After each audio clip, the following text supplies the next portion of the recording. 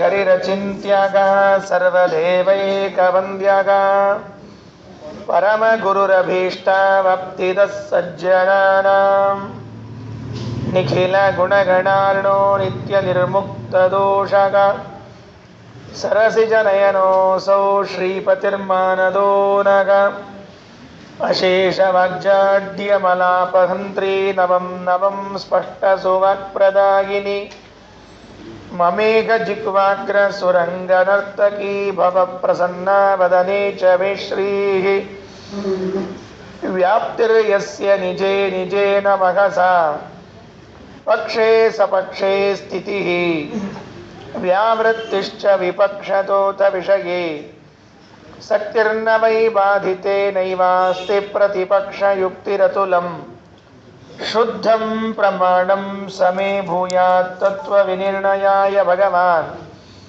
ಆನಂದತೀರ್ಥೋ ಮುನಿಃ ವಾಣಿತೆ ಕರವಾಣ್ಯಂಬ ಚರಣೋ ಹೃದಿ ಸರ್ವದಾ ಮದ್ವಾಕ್ಯಸರಣಿರ್ಭೂಯಾತ್ ಶ್ರೀಮದಾಚಾರ್ಯ ಭಾವಗ ನಮೋಸ್ತು ತಾತ್ವಿಕಾ ದೇವಾಃ ವಿಷ್ಣುಭಕ್ತಿಪರಾಯಣಾಃ ಧರ್ಮಮಾರ್ಗೇ ಪ್ರೇರಯಂತು ಭವಂತಃ ಸರ್ವ ಏವ ಹಿ ಯಸ್ಯ ವಾಕ್ ಕಾಮಧೇನುರ್ನಃ ಕಾಮಿತಾರ್ಥಾನ್ ಪ್ರಯಚ್ಛತಿ ಸೇವೇತಂ ಜಯ ಯೋಗೀಂದ್ರಂ ಕಾಮಬಾಣಚ್ಛಿದಂ ಸದಾ ಅಸ್ಮದ್ಗುರುಸಮಾರಂಭಾಂ ಟೀಕಾಕೃತ್ಪಾದಮಧ್ಯಗಾಂ ಶ್ರೀಮದಾಚಾರ್ಯಪರ್ಯಂತಾಂ ವಂದೇ ಗುರುಪರಂಪರಾಂ ಪೃಥ್ವೀಮಂಡಲಮಧ್ಯಸ್ಥಾಃ ಪೂರ್ಣಬೋಧಮತಾನುಗಾಃ ವೈಷ್ಣವ ವಿಷ್ಣುಹೃದಯಾಃ ತಾನ್ ನಮಸ್ಸೇ ಗುರೂನ್ ಮಮ ಆಪಾದಮೌಳಿಪರ್ಯಂತಂ ಗುರುಣಾಮಾಕೃತಿಂ ಸ್ಮರೇತ್ ತೇನ ವಿಘ್ನಾಃ ಪ್ರಣಶ್ಯಂತಿ ಸಿದ್ಧ್ಯಂತಿ ಚ ಮನೋರಥಾಃ ವೈಕುಂಠರಾಮೋ ಯಂವವ್ರೇ ಸ್ವಯಮೇವ ಸ್ವಪೂಜಕಂ ರಘುಪ್ರಿಯಾರ್ಯ ಯೋಗೀಂದ್ರಂ ನೌಮಿ ಸಜ್ಞಾನಸಿದ್ಧಯೇ ಓಷ್ಠಾಪಿಧಾನಾನಕುಲೀದಂತೈಃ ಪರಿವೃತಾಪವಿಃ ಸರ್ವಸ್ಯೈವಾಚ ಈಶಾನಾ ಚಾರುಮಾಮಿಹ ವಾದಯೇತ್ ಕಾಂತಾಯ ಕಲ್ಯಾಣಗುಣೈಕಧಾಮ್ನೇ ನವದ್ಯುನಾಥ ಪ್ರತಿಮಪ್ರಭಾಯ ನಾರಾಯಣಾಯ ಅಖಿಲಕಾರಣಾಯ ಶ್ರೀಪ್ರಾಣನಾಥಾಯ ನಮಸ್ಕರೋಮಿ ಪರಿವೃಢಘನಸಂಗೇ ರಾಜಸಿಂಹೋರ್ಜಸಕ್ಯ ತ್ಯಜಿತಮಲಿನಭಾವಂ ನೀರಸತ್ವಾನ್ನಿಕಾಮಂ ಸ್ಫುಟಮುದಯತಿ ತೇಜಸ್ಯುಜ್ವಲೇ ಮಧ್ವಭಾನೋ ಸುಜನಜಲಜಕಾಂತೆ ವಿಶ್ವಮಾಸೀನ್ಮನೋಜ್ಞಂ ಸ್ವಸ್ತಿ ಅಸ್ತು. 14ನೇ ಸರ್ಗ ಪ್ರಾರಂಭವಾಗ್ತಾ ಇದೆ. ಆನಂದ ತೀರ್ಥರ ದಿನಚರ್ಯ ಸೂರ್ಯೋದಯದಿಂದ ಪ್ರಾರಂಭ ಮಾಡಿಕೊಂಡು ಅದಕ್ಕೂ ಮೊದಲೇ ಅಂತ ಅಂದ್ಕೊಳ್ರಿ ಅರುಣೋದಯ ಕಾಲ. ಅರುಣೋದಯದಿಂದಲೇನೆ ಆನಂದ ತೀರ್ಥರು ನಡೆಸುವಂತಹ ಭಗವಂತನ ಧ್ಯಾನ, ಕೊನೆಯಲ್ಲಿ ರಾತ್ರಿಯಲ್ಲಿ ಮಲಗುವಂತಹ ಪ್ರಸಂಗ, ಈ ಇಡೀ ಘಟನೆಯ ಮಧ್ಯದಲ್ಲಿ ಏನೇನು ನಡೆಯಿತು, ಅದರಿಂದ ನಾವು ಕಲಿಯಬೇಕಾದದ್ದು ಯಾವುದು, ನಾವು ಯಾವುದನ್ನು ಅನುಸರಣೆ ಮಾಡಬೇಕು. ಆಚಾರ್ಯರು ಸದಾಚಾರ ಸ್ಮೃತಿ ಅಂತ ಒಂದು ಗ್ರಂಥವನ್ನು ರಚನೆ ಮಾಡಿದ್ದಾರೆ. ಅದು ತಮ್ಮ ವಾಕ್ಯಗಳಿಗಿಂತಲೂ ಭಗವಂತನ ವಾಕ್ಯಗಳ ಸಂಗ್ರಹವೇ ಹೆಚ್ಚು ಇದ್ದದ್ದು. ಸ್ಮೃತ್ವಾ ವಿಷ್ಣುಂ ಸಮುತ್ಥಾಯ ಅಂತ ಹೇಳಿ ಪ್ರಾರಂಭವಾಗುವಂತಹದ್ದು, ಕೊನೆಯಲ್ಲಿ ದ್ವಾವಿಮೌ ಪುರುಷೌ ಲೋಕೆ ಅಂತ ಹೇಳ್ತಾ ಗೀತೆಯ ವಾಕ್ಯವನ್ನು ಹೇಳಿ ಮುಕ್ತಾಯ ಮಾಡ್ತಾರೆ. ಸದಾಚಾರ ಸ್ಮೃತಿ ಅಂತ ಒಂದು ಸಣ್ಣ ಗ್ರಂಥ. ಅದರಲ್ಲಿ ಮುಂಜಾವಿನಿಂದ ಸಂಜೆಯವರೆಗೆ ಏನೇನು ಮಾಡಬೇಕು ಅಂತ ಕೊಟ್ಬಿಟ್ಟಿದ್ದಾರೆ.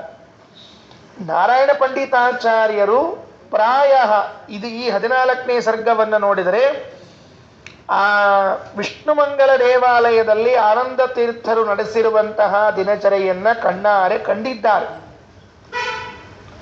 ಅನ್ನೋದಕ್ಕೇನೆ ಇಲ್ಲಿ ಬರುವ ಶ್ಲೋಕಗಳ ಒಂದು ಶೈಲಿ, ಒಂದು ರಸ ಗಾಂಭೀರ್ಯ ಬೇರೆ ಕಡೆಗೆ ಸಿಗೋದಿಲ್ಲ, ಅಷ್ಟು ಮನೋಜ್ಞವಾಗಿ ಸಿಗ್ತದೆ ಇದರಲ್ಲಿ. ಆಮೇಲೆ ಆ ಸದಾಚಾರ ಸ್ಮೃತಿಯಲ್ಲಿ ಹೇಳಿದ್ದನ್ನು ಅನ್ವಯಿಸಿಕೊಂಡು ಇಡೀ 14ನೇ ಸರ್ಗವನ್ನ ಸಂಗ್ರಹ ಮಾಡ್ತಾರೆ. 55 ಶ್ಲೋಕಗಳು. ಒಂದು ವಾರದಲ್ಲಿ ಇದು ಮುಕ್ತಾಯ ಆಗಬೇಕು ಅಂತ ಮೊದಲು ಇತ್ತು. ಈಗ 6 ದಿವಸದಲ್ಲಿ ಮುಕ್ತಾಯ ಆಗಬೇಕಷ್ಟೆ. ಯಾಕೆಂದ್ರೆ ನಿನ್ನೆ ಒಂದು ದಿವಸ ಹೆಚ್ಚಿಗೆ ತಗೊಂಡ್ಬಿಟ್ಟಿದ್ವಿ ನಾವೀಗ. ಅದರಿಂದ ಇರಲಿ, ಅದರ ಪಾಡಿಗೆ ಅದಾಗ್ತದೆ, ಏನು ತೊಂದರೆ ಇಲ್ಲ. ಅಂತೂ 14ನೇ ಸರ್ಗದಲ್ಲಿ ಆನಂದ ತೀರ್ಥರ ದಿನಚರಿ ಪ್ರಾರಂಭ ಆಗಬೇಕು. ಇವತ್ತೊಂದು 7-8 ಶ್ಲೋಕವನ್ನು ನೋಡ್ಬೇಕು ನಾವಷ್ಟೇ. ಅದರ ಮೊದಲನೇ ಶ್ಲೋಕದಲ್ಲಿ ಹೇಳಿದ್ದು ಏನನ್ನ, ಮೊಟ್ಟ ಮೊದಲನೇ ಶ್ಲೋಕ ಎಷ್ಟು ಚೆನ್ನಾಗಿದೆ ನೋಡ್ರಿ. ಅಲ್ಲಿ ಹೇಳುವಾಗ ಆ ಕಳ್ಳತನದ ಪ್ರಕರಣ ಆಗಿತ್ತಲ್ಲ, ಆಚಾರ್ಯರ ಗ್ರಂಥಗಳನ್ನೆಲ್ಲ ಕದ್ದುಕೊಂಡು ಹೋಗಿದ್ರಲ್ಲ, ಅದನ್ನ ಆಚಾರ್ಯರು ತಾವು ಸ್ವೀಕಾರ ಮಾಡದೆ ಮಧ್ಯಸ್ಥನ ಕೈಯಲ್ಲಿ ಕೊಡಿಸಿದ್ರು. ಈಗ ಜಯಸಿಂಹರಾಜ ಮಧ್ಯಸ್ಥನ ಕಡೆಯಿಂದ ಗ್ರಂಥಪಾಲಕರಾದ ಶಂಕರ ಪಂಡಿತಾಚಾರ್ಯರ ಕೈಗೆ ಕೊಡಿಸಿ ಆ ಘಟನೆಯನ್ನು ಮುಕ್ತಾಯ ಮಾಡಿಸ್ತಾರೆ. ಅದು 1 ಮತ್ತು 2ನೇ ಶ್ಲೋಕದಲ್ಲಿ ಆ ಪ್ರಸಂಗ ಬರ್ತದೆ. 1, 2ನೇ ಶ್ಲೋಕದಲ್ಲಿ ಹೇಳುವಾಗ ಆಚಾರ್ಯರ ಗ್ರಂಥಗಳನ್ನು ತಿರುಗಿಸಿ ಕೊಟ್ಟರು. ಇದನ್ನು ಹೇಗೆ ವರ್ಣನೆ ಮಾಡಬೇಕು? ಮೊದಲನೇ ಶ್ಲೋಕದಲ್ಲಿ ಪಂಡಿತಾಚಾರ್ಯರು ಎಲ್ಲ ಚಚ್ಚೌಕಾಗಿ ಚಂದಾಯಿತು ಅಂತ ಹೇಳ್ತಾರೆ. ಫ್ರೇಮ್ ವರ್ಕ್ ಮಾಡಿದಂತೆ ಬ್ಯೂಟಿಫುಲ್ ಆದ ಕೆಲಸ. ಈ ಹೇಳೋದೊಂದು ಕಲೆ ಇರ್ತದಲ್ಲ, ಅದನ್ನು ನಾವು ಪಂಡಿತಾಚಾರ್ಯರಿಂದ ಕಲಿಬೇಕು. ನೋಡ್ರಿ, ಯಾವ ಶಬ್ದವನ್ನು ಆಡಿ ಹೇಗೆ ಮಾಡಬೇಕು, ಇಲ್ಲೂ ಒಂದು ಶ್ಲೇಷಾಲಂಕಾರವನ್ನೇ ಬಳಸಿಕೊಳ್ತಾರೆ. ಬಳಸಿಕೊಂಡು ನಮಗೆ ತಿಳಿಸಿಕೊಡ್ತಾರೆ. ಪರಿವೃಢ ಘನ ಸಂಘೇ ರಾಜಸಿಂಹೋರ್ಜಸಕ್ಯ ತ್ಯಜತಿ ಮಲಿನ ಭಾವಂ ನೀರಸತ್ವಾನ್ನಿಕಾಮಂ ಸ್ಫುಟಮುದಯತಿ ತೇಜಸ್ಯುಜ್ವಲೇ ಮಧ್ವಭಾನೋ ಸುಜನ ಜಲಜಕಾಂತೈ ವಿಶ್ವಮಾಸೀನ್ ಮನೋಜ್ಞಂ. ಅದು ಕಾರ್ತೀಕ ಮಾಸ ಬಂತಂತ. ಮೊದಲನೇ ಶ್ಲೋಕದಲ್ಲಿ ಕಾರ್ತೀಕ ಮಾಸದ ಮಹಿಮಾ. ಕಾರ್ತೀಕ ಮಾಸ ಬಂದಾಗ ಏನಾಗ್ತದೆ, ಎಷ್ಟು ಘಟನೆಗಳಾಗ್ತದೆ ನೋಡ್ಕೊಳ್ರಿ. ಕಾರ್ತೀಕ ತನಕ ಇನ್ನೂ ಮಳೆಗಾಲ ಇರ್ತದ್ರಿ. ಯಾವಾಗ ಕಾರ್ತೀಕ ಮಾಸ ಬಂತೋ ಚಳಿಗಾಲ ಪ್ರಾರಂಭ ಆಗ್ತದೆ. ಅವಾಗ ಆ ಕಾರ್ತೀಕ ಮಾಸ ಬಂದಾಗ ಮೋಡಗಳೆಲ್ಲ ಏನು ಹಿಂದೆ ಕಪ್ಪಾಗಿದ್ದು ಆ ಕಪ್ಪೆಲ್ಲ ಬಿಟ್ಕೊಂಡು ಬೆಳ್ಳಗಾಗ್ಲಿಕ್ಕೆ ಶುರುವಾಗ್ತದೆ. ಸೂರ್ಯ ಮಳೆಗಾಲದಲ್ಲಿ ನಮ್ಮ ಕಣ್ಣಿಗೆ ಕಾಣಿಸ್ತಿರ್ಲಿಲ್ಲ. ಕಾರ್ತೀಕ ಮಾಸದಲ್ಲಿ ಕಣ್ಣಿಗೆ ಬೀಳ್ಲಿಕ್ಕೆ ಪ್ರಾರಂಭ ಆದ. ಕೆರೆಗಳಲ್ಲಿ ಇದ್ದ ನೀರೆಲ್ಲ ತಿಳಿಯಾಯಿತು. ಕಮಲಗಳೆಲ್ಲ ಅರಳಿಕ್ಕೆ ಪ್ರಾರಂಭ ಆಯಿತು. ಇದು ಕಾರ್ತೀಕ ಮಾಸದಲ್ಲಿ ನಡೆಯುವಂಥ ಒಂದು ಪ್ರಕೃತಿಯ ವೈಚಿತ್ರ ಸೌಂದರ್ಯ ನಾವು ನೋಡುವಂಥದ್ದು. ಇದು ಶರದ್ ಋತುವಿನ ಮಹಿಮಾ. ಅದು ಶರದ್ ಋತು ಏನದ, ಈ ಶರದ್ ಋತು ಇದ್ದದ್ದರಿಂದಾಗಿ ಆ ಶರದ್ ಋತುವಿನ ಉತ್ತರ ಭಾಗವಾದ ಕಾರ್ತೀಕ ಮಾಸದಲ್ಲಿ ನೀರೆಲ್ಲ ತಿಳಿಯಾಯಿತು, ಕಮಲಗಳು ಅರಳಿದವು, ಮೋಡಗಳು ಕಪ್ಪಿಟ್ಟದ್ದು ಬೆಳಪಾಯಿತು ಅಂತ ಹೇಳಿ ಏನು ತಿಳಿಸ್ತಾ ಇದ್ದಾರೆ. ಇದನ್ನು ಪೂರ್ಣ ಇಲ್ಲಿ ಅಪ್ಲೈ ಮಾಡ್ತಾರೆ ಈಗ ಆನಂದ ತೀರ್ಥರ ವಿಷಯದಲ್ಲಿ. ಏನು? ಪರಿವೃಢ ಘನ ಸಂಘೇ. ಪರಿವೃಢ ಅಂದ್ರೆ ಹಳ್ಳಿ ಮುಖ್ಯಸ್ಥರು ಇರ್ತಾರೆ ನೋಡ್ರಿ. ಹಳ್ಳಿ ಮುಖ್ಯಸ್ಥರು ಏನಂತಾರೆ ಅವರಿಗೆ? ಪಂಚಾಯತ್ ಅವ್ರೇನು ಗೌಡ್ರು ಸರ್ಪಂಚರು ಏನೋ ಇರ್ತಾರೆ ಅವರೆಲ್ಲ. ಅಲ್ಲಿ ಮುಖ್ಯಸ್ಥರೇನಿದ್ರು ಅವರಿಗೆಲ್ಲ ಏನು ಕರಿತಿದ್ರು ಅಂದ್ರೆ ಪಕ್ಷನಾಥ, ಸಭಾಪತಿ, ಬಲ್ಲಾಳ, ಅಣ್ಣುಗ್ರಾಮಣಿ, ಗ್ರಾಮಣಿ, ಜನ್ನಿ, ಅಧಿವಾಸಿ ಅಂತ ಅವ್ರ ಹೆಸರು ಅವೆಲ್ಲ ಸಂಸ್ಕೃತದೊಳಗೆ. ಅಲ್ಲಿ ಊರಿನ ಮುಖ್ಯಸ್ಥರೇನಿರ್ತಾರಲ್ಲ ಅವರಿಗೆಲ್ಲ ಅವರು ಪರಿವಿಢ.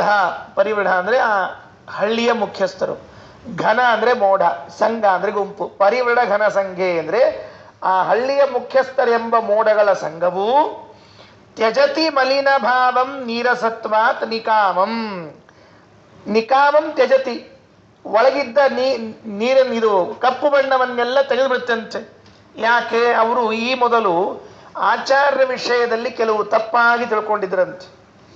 ಯಾವಾಗ ಜಯಸಿಂಹರಾಜನೆಂಬ ಶರದೃತುವಿನ ಉತ್ತರ ಭಾಗ ಅಂದ್ರೆ ಕಾರ್ತೀಕ ಮಾಸ ಬಂತೋ, ರಾಜನೇ ಬಂದು ಮಧ್ವಾಚಾರ್ಯರಿಗೆ ಶರಣಾದ ಕೂಡಲೇ ಅವ್ರದೇ ನಾಟ ನಡೆಯೋದಿಲ್ಲ ಅಂತ ಆನಂದ ತೀರ್ಥರ ವಿಷಯದಲ್ಲಿ ಇದ್ದ ದೋಷವನ್ನೆಲ್ಲ ತ್ಯಾಗ ಮಾಡಿದ್ರಂತೆ. ಹೇಗೆ ಮೋಡ ತನ್ನಲ್ಲಿ ಇದ್ದ ನೀರನ್ನೆಲ್ಲ ತ್ಯಾಗ ಮಾಡ್ತದೋ ಹಾಗೆ ಇವರೇನ್ ಮಾಡಿದ್ರು ಅಂದ್ರೆ ತಮ್ಮಲ್ಲಿರುವಂತಹ ಎಲ್ಲವನ್ನ ತ್ಯಾಗ ಮಾಡಿದರು. ತ್ಯಾಗ ಮಾಡಿದಾಗ ಕಮಲಗಳೆಲ್ಲ ಅರಳಿರುವಂತೆ. ಯಾವ ಕಮಲಗಳು ಅರಳಿದ್ದು? ಸುಜನ ಜಲಜ ಕಾಂತಿ, ಸಜ್ಜನರೆಂಬ ಕಮಲಗಳು ಕಾಂತಿ. ಅವುಗಳಿಗಾಗಿ ವಿಶ್ವಮಾಸೀನ್ ಮನೋಜ್ಞಂ ಎಲ್ಲವೂ ಚಂದಾಗಿ ಕಾಣಲಿ ಪ್ರಾರಂಭ ಆಯ್ತಂತೆ. ಮತ್ತೆ ಇಲ್ಲಿ ಸೂರ್ಯನೇ ಬರಲಿಲ್ಲಲ್ಲ ಅಂದರೆ ಇನ್ಯಾರು ಬರ್ಬೇಕು ಸೂರ್ಯನಾಗಿ? ಆನಂದ ತೀರ್ಥರೇ ಸೂರ್ಯರು. ಸ್ಫುಟಮುದಯತಿ ತೇಜಸ್ಯುಜ್ವಲೆ ಮಧ್ವಭಾನೌ. ಮಧ್ವಾಚಾರ್ಯರೆಂಬ ಸೂರ್ಯನು ಚೆನ್ನಾಗಿ ಉದಯಿಸುತ್ತಿರಲಾಗಿ ಆ ಉದಯದಲ್ಲಿ ಸಜ್ಜನರೆಂಬ ಕಮಲಗಳು ಅರಳಿ ಮತ್ತೆ ಜಯಸಿಂಹರಾಜನ ಪ್ರಭಾವಕ್ಕೆ ಊರು ಮುಖಂಡರೆಲ್ಲರೂ ಕೂಡ ತಾವು ತಮ್ಮ ಆಚಾರ್ಯರ ಬಗ್ಗೆ ಇದ್ದ ದೋಷಭಾವವನ್ನು ತೆಗೆದು ಸ್ವಚ್ಛ ಆಗಿ ಪುಸ್ತಕಗಳನ್ನು ತಿರುಗಿಸಿಕೊಟ್ರಂತೆ. ಆ ತಿರುಗಿಸಿಕೊಟ್ರು ಅಂತ ಹೇಳೋದು ಮುಂದಿನ ಶ್ಲೋಕದಲ್ಲಿ. ಅಂತೂ ಏನಾಯಿತು ಅಂದರೆ ಒಳ್ಳೆ ಎಲ್ಲ ಸರ್ವ ವಿಶ್ವಮಾಸೀನ್ ಮನೋಜ್ಞಂ, ಎಲ್ಲ ಚಂದ ಆಯಿತು. ರಸಿಕಸಿ ಆಯಿತು, ಜಗಳ ಆಯಿತು, ತಂಟೆ ಆಯಿತು ಅಂತ ಏನಾಗಲಿಲ್ಲ, ಎಲ್ಲ ಶಾಂತ ಮುಕ್ತಾಯ ಆಯಿತು. ಯಾಕೆ ಶಾಂತವಾಗಿ ಮುಕ್ತಾಯ ಆಯಿತು ಅಂದರೆ ಜಯಸಿಂಹ ರಾಜ ಬಂದಲ್ಲ, ಆ ರಾಜ ಬಂದದ್ದಕ್ಕೆ ಇಷ್ಟೆಲ್ಲ ಕೆಲಸ ಆಯ್ತಂತೆ. ಅದಕ್ಕೆ ಆಚಾರ್ಯರಿಗೆ ಗ್ರಂಥವನ್ನ ಕೊಡ್ಲಿಕ್ಕೆ ಬಂದಾಗ ಆಚಾರ್ಯ ನಂಗೆ ಗ್ರಂಥ ಬೇಡ ಅಂತ ಹೇಳಿದರು. ನಂಗೆ ಗ್ರಂಥ ಬೇಡ, ರಾಜ ಬರಲಿ, ರಾಜ ಬಂದ ಮೇಲೆ ಅವನು ನೋಡಿದ ಮೇಲೆ ಗ್ರಂಥವನ್ನು ನಾವು ತಗೊಳ್ತೀನಿ ಅಂತ ಹೇಳಿದರು. ಅದಕ್ಕಾಗಿ ಎಲ್ಲ ಪ್ರಸಂಗ ಸುಖಾಂತ್ಯಗೊಂಡಿತು ಅಂತ. 14ನೇ ಸರ್ಗ ಪ್ರಾರಂಭ ಹೇಗಾಯಿತು ಅಂದರೆ ಅಂತ್ಯದಿಂದ ಪ್ರಾರಂಭ ಆಯಿತು. ಏನಂತ್ಯದಿಂದ? ಸುಖಾಂತ್ಯದಿಂದ ಪ್ರಾರಂಭ ಆಯಿತು ಗ್ರಂಥ. ಕೊನೆಗೇನಾಯಿತು ಅಂತ ಯಾರೋ ಕೇಳ್ತಾರಂತೆ, ಕೇಳ್ತಿರ್ತಾರಲ್ಲ, ಏನಾಯ್ತು ಕೊನೆಗೇನಾಗಬೇಕು? ಸುಖಾಂತ್ಯ ಆಯ್ತು. ಇನ್ನೇನಾಗೋದಿಲ್ಲ, ಇಲ್ಲ ಸುಖಾಂತನೇ ಆಗಬೇಕು. ಅದಕ್ಕೆ ಸುಖಾಂತ್ಯದಿಂದ ಸರ್ಗ ಪ್ರಾರಂಭವಾಗ್ತಾ ಇದೆ ಅಂತ ಪಂಡಿತಾಚಾರ್ಯರು ಮೊದಲು ಪ್ರಾರಂಭ ಮಾಡಿದರು. ಪರಿವೃಢ ಘನ ಸಂಘೇ ರಾಜಸಿಂಹೋರ್ಜ ಶಕ್ತ್ಯ ತ್ಯಜತಿ ಮಲಿನ ಭಾವಂ ನೀರಸತ್ವಾನ್ನಿಕಾಮಂ ಸ್ಫುಟಮುದಯತಿ ತೇಜಸ್ಯುಜ್ಜಲೆ ಮಧ್ವಭಾನೌ ಸುಜನ ಜಲಜ ಕಾಂತೈ ವಿಶ್ವಮಾಸೀನ್ ಮನೋಜ್ಞಂ. ನೋಡ್ರಿ, ಯಾವ ಶಬ್ದವೂ ತಿಳಿದೇ ಹೋಗದೇ ಇರುವಂತಹದ್ದಿಲ್ಲ, ಅತ್ಯಂತ ಸರಳವಾಗಿ ತಿಳಿಯುವಂತಹದ್ದು. ರಾಜಸಿಂಹ ಊರ್ಜ ಅಂದ್ರೆ ಪಂಡಿತಾಚಾರ್ಯರು ಭಾವಪ್ರಕಾಶಿಕದಲ್ಲಿ ಬರೀತಾರೆ ಶರದಃ ಉತ್ತರ ಭಾಗ. ಊರ್ಜ ಅಂದ್ರೆ ಶರದೃತುವಿನ ಉತ್ತರ ಭಾಗ, ಅಂದ್ರೆ ಶರದೃತುವಿಗೆ ಆಶ್ವಿನ ಮತ್ತು ಕಾರ್ತೀಕ ಉತ್ತರ ಭಾಗ ಅಂತ ಹೇಳ್ತಾ ಇದ್ದಾರೆ. ಮಲಿನ ಭಾವಂ ಮಾನಸ ಭಾವಂ ನಿಲತ್ವಂಚ ವಿಶ್ವಂ ಕಾರ್ಯಂ ಅಶೇಷಂ ಜಗಚ್ಚ. ಎಲ್ಲ ಜಗತ್ತಿಲ್ಲ, ಎಲ್ಲ ಕೆಲಸ ಸುಸೂತ್ರ ಮುಕ್ತಾಯ ಆಯಿತು ಅಂತ ಹೀಗೊಂದು ಮೊದಲು ಮುಗಿಸಿದ್ರು. ಇನ್ನು ಆ ಗ್ರಂಥವನ್ನು ಒಪ್ಪಿಸುವಾಗ ಆ ಶಂಕರ ಪಂಡಿತಾಚಾರ್ಯರ ಬಳಿ ಬಂದು ರಾಜ ಮಧ್ಯಸ್ಥರ ಕಡೆಯಿಂದ ಗ್ರಂಥ ಕೊಡಿಸ್ತಾನಂತೆ. 2ನೇ ಶ್ಲೋಕ. ಗ್ರಂಥ ಕೊಡಿಸುವಾಗ ಹೇಗಿತ್ತು? ಕೃತಮಪಕೃತಮಾರ್ಯೈ ಕ್ಷಮ್ಯತಾಂ ಕ್ಷಾಂತಿಭೂಷೈ ಇತಿ ಮುದುವದತಾಂ ಚ ಪ್ರಾರ್ಥನಾಭಿಪ್ರಭೂಢಾಂ ಅಪಹೃತಮಪರೇಷಾಂ ಮಂತ್ರತೋ ಗ್ರಂಥಜಾತಂ ದಶಹೃದಯ ನಿಯೋಗಾದಗ್ರಹೀತ್ ಶಂಕರಾರ್ಯಃ. ಕೃತಂ ಅಪಕೃತಂ, ಅಪಕಾರ ಮಾಡಿಬಿಟ್ರು, ನಿಮಗೆ ಕ್ಷಮೆ ಇರಲಿ. ಆರ್ಯತ್ನ ಕ್ಷಮ್ಯತಾಂ ಕ್ಷಾಂತಿಭೂಷೈ ಆರ್ಯೈ, ನೀವು ಹಿರಿಯರು, ಕ್ಷಮಾಗುಣ ಸಂಪನ್ನರು. ನೀವು ಕ್ಷಮಾಗುಣ ಸಂಪನ್ನರಾದ ನೀವು ಇವರು ಮಾಡಿದ ಅಪಚಾರವನ್ನು ಕ್ಷಮಿಸಬೇಕು ಅಂತ ಹೇಳಿ ಪ್ರಾರ್ಥನೆ ಮಾಡಿಕೊಂಡ್ರೆ ಮೃದು ವದತಾಂಚ ಪ್ರಾರ್ಥನಾಭಿಪ್ರಭೂಣಾಂ, ಮೃದುವಾಗಿ ಹೇಳಿದ್ರಂತೆ. ನೋಡಿ, ಹೇಳುವಾಗ ಯಾರ ಹತ್ರನೇ ನಾವು ತಪ್ಪಾಗಿದೆ ಅಂತ ಕ್ಷಮಾಪಣೆ ಕೇಳ್ಕೊಳ್ಳೋದಾಗಿದ್ರೆ ಮೊದಲು ಅವರಲ್ಲಿದ್ದ ಗುಣವನ್ನು ಹೇಳಬೇಕು. ನೀವು ದಯಾವಂತರು, ಕ್ಷಮಾಶೀಲರು, ಏನೋ ತಿಳಿಲಾರದೆ ಅಪರಾಧ ಮಾಡಿದ್ದಾರೆ, ನೀವು ಅದನ್ನು ಮನ್ನಿಸಿ ನೀವು ಇದನ್ನು ದಯಮಾಡಿ ಸ್ವೀಕಾರ ಮಾಡಬೇಕು ಅಂತ ಹೇಳಬೇಕು. ಅದರಂತೆ ಹೇಳ್ತಾ ಇದ್ದಾರೆ. ಕೃತಂ ಅಪಕೃತಂ, ಮಾಡಬಾರದ ತಪ್ಪನ್ನು ಮಾಡಿಬಿಟ್ಟಿದ್ದಾರೆ ಅವರು. ಆರ್ಯೈಹಿ, ನೀವೆಂಥವರು ಅಂದರೆ ಕ್ಷಾಂತಿಭೂಷೈಹಿ, ಕ್ಷಮೆ ಎಂಬ ಅಲಂಕಾರವನ್ನ ತೊಟ್ಟುಕೊಂಡವರು ನೀವು. ನೀವು ಬೇರೆ ಅಲಂಕಾರ ಹಾಕ್ಕೊಂಡೇ ಇಲ್ಲ, ಕ್ಷಮಾಗುಣ ಏನಿದೆಯಲ್ಲ ಅದನ್ನೇ ದೊಡ್ಡ ಅಲಂಕಾರವನ್ನಾಗಿ ಮಾಡಿಕೊಂಡಿದ್ದೀರಿ. ನಮಗೆ ಈ ಕ್ಷಮ ಅಂತಂದ್ರೆ ಏನು ಎಂಬುದನ್ನು ತಿಳ್ಕೊಂಡಿಲ್ಲ ನಾವು. ಅದೇ ದೊಡ್ಡ ಕಥೆ ನಮ್ಮಲ್ಲಿರೋದು. ಕ್ಷಮ ಅಂದ್ರೆ ಏನು? ಸಿಟ್ಟು ಮಾಡಿಕೊಂಡು ಅದು ಯಾರೋ ಒಬ್ಬರು ತಪ್ಪು ಮಾಡಿರ್ತಾರೆ, ಕ್ಷಮಿಸಿಬಿಟ್ಟೆ ಅಂತ ಅಂದ್ಬಿಟ್ರೆ ಕ್ಷಮ ಅಂತ ಹೇಳಿ. ಆದರೆ ಕ್ಷಮ ಅಂತನ್ನೋದು ಸಜ್ಜನರ ಗುಣ ಅಂತ ತಿಳ್ಕೊಳ್ಬೇಕು. ಜಗನ್ನಾಥದಾಸರು ಸಜ್ಜನರ ಗುಣಗಳ ಪಟ್ಟಿಯನ್ನು ಹೇಳುವಾಗ ಹರಿಕಥಾಮೃತಸಾರದಲ್ಲಿ ಕ್ಷಮೆಯು ಸಜ್ಜನರ ಗುಣ ಅಂತ ಕರೆದಿದ್ದಾರೆ. ಅಂದ್ರೆ ಹೆಂಗ ಜ್ಞಾನ ಮತ್ತು ಭಕ್ತಿ ವೈರಾಗ್ಯ ಅಂತೇನು ಗುಣಗಳವ, ಅದರ ಜೊತೆಗೆ ಕ್ಷಮಾ ಅಂತನ್ನೋದು ಒಂದು ಗುಣ. ತೃತೀಯ ಸ್ಕಂದ ಭಾಗವತದಲ್ಲಿ ಪರಮಾತ್ಮ ಹೇಳುವಾಗ ತಾಳ್ಮೆ ಎಂಬುದು ಒಂದು ಗುಣ ಅಂತ ಹೇಳ್ಯಾರ. ತಾಳ್ಮೆ, ತಿತಿಕ್ಷಮಃ ಕಾರುಣಿಕಾಘ ಸುಹೃದ ಸರ್ವದೇಹಿನಾಂ. ಅದರಲ್ಲಿ ತಿತಿಕ್ಷ ಅಂದ್ರೆ ತಾಳ್ಮೆ ಅನ್ನೋಲಿಕ್ಕೆ 2 ಅಂಶ ಸೇರಿಸ್ತಾರೆ. ನಮ್ಗಿಂತ ದೊಡ್ಡವರು ಏನರ ಮಾಡಿದ್ರೆ ನಮ್ಮ ಮೇಲೆ ಅಪರಾಧವನ್ನ ಸುಮ್ಮನಿರಬೇಕು, ನಮ್ಗಿಂತ ಸಣ್ಣವ್ರು ಏನರ ಅಂತಿದ್ರು ಅಂದ್ರೆ ಆಗ ಅದನ್ನ ಬಿಟ್ಬಿಡ್ಬೇಕು, ಸಣ್ಣವ ತಿಳಿದಿಲ್ಲ ಅಂತ ಮಾಡ್ಬೇಕು. ಅದಕ್ಕೆ ತಿತಿಕ್ಷ ತಾಳ್ಮೆ. ಅದದ್ದೇ ಇನ್ನೊಂದು ರೂಪ ಯಾವುದು ಅಂದ್ರೆ ಕ್ಷಮಾಗುಣ. ಅದಕ್ಕೆ ನೀವು ಕ್ಷಮಾ ಗುಣದಿಂದ ಕೂಡಿದವರು. ಕೃತಂ ಅಪಕೃತಂ ಆರ್ಯೈಹಿ ಕ್ಷಮ್ಯತಾಂ ಕ್ಷಾಂತಿಭೂಷೈಹಿ. ನೀವು ಕ್ಷಮಾ ಮಾಡಬೇಕು ದಯಮಾಡಿ. ಇತಿ ಮೃದುವದತಾಂಚ ಪ್ರಾರ್ಥನಾಭಿಪ್ರಭೂಣಾಂ. ಹಿಂಗೆ ಮೃದುವಾಗಿ ಹೇಳಿದಾಗ ಆಯಿತು ಅಂತ ಹೇಳಿ, ಅಪಹೃತಂ ಅಪರೇಶಾಂ ಮಂತ್ರತೋ ಗ್ರಂಥಜಾತಂ. ಇಲ್ಲ, ಅವರು ಮಂತ್ರತಃ ಕುಮಂತ್ರದಿಂದ ನಿಮ್ಮ ಗ್ರಂಥವನ್ನೆಲ್ಲ ಅಪಹಾರ ಮಾಡಿಬಿಟ್ಟಿದ್ದಾರೆ.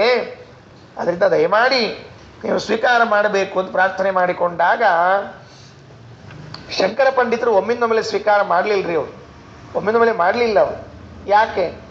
ಆಚಾರ್ಯರು ಸ್ವೀಕಾರ ಮಾಡು ಅಂತ ಹೇಳಿದ್ರೆ ಮಾತ್ರ ಮಾಡಬೇಕು ಅಂತ ಇಟ್ಕೊಂಡಿದ್ರು. ಹಂಗೆ ಇರ್ತದೆ ಯಾವಾಗಲೂ.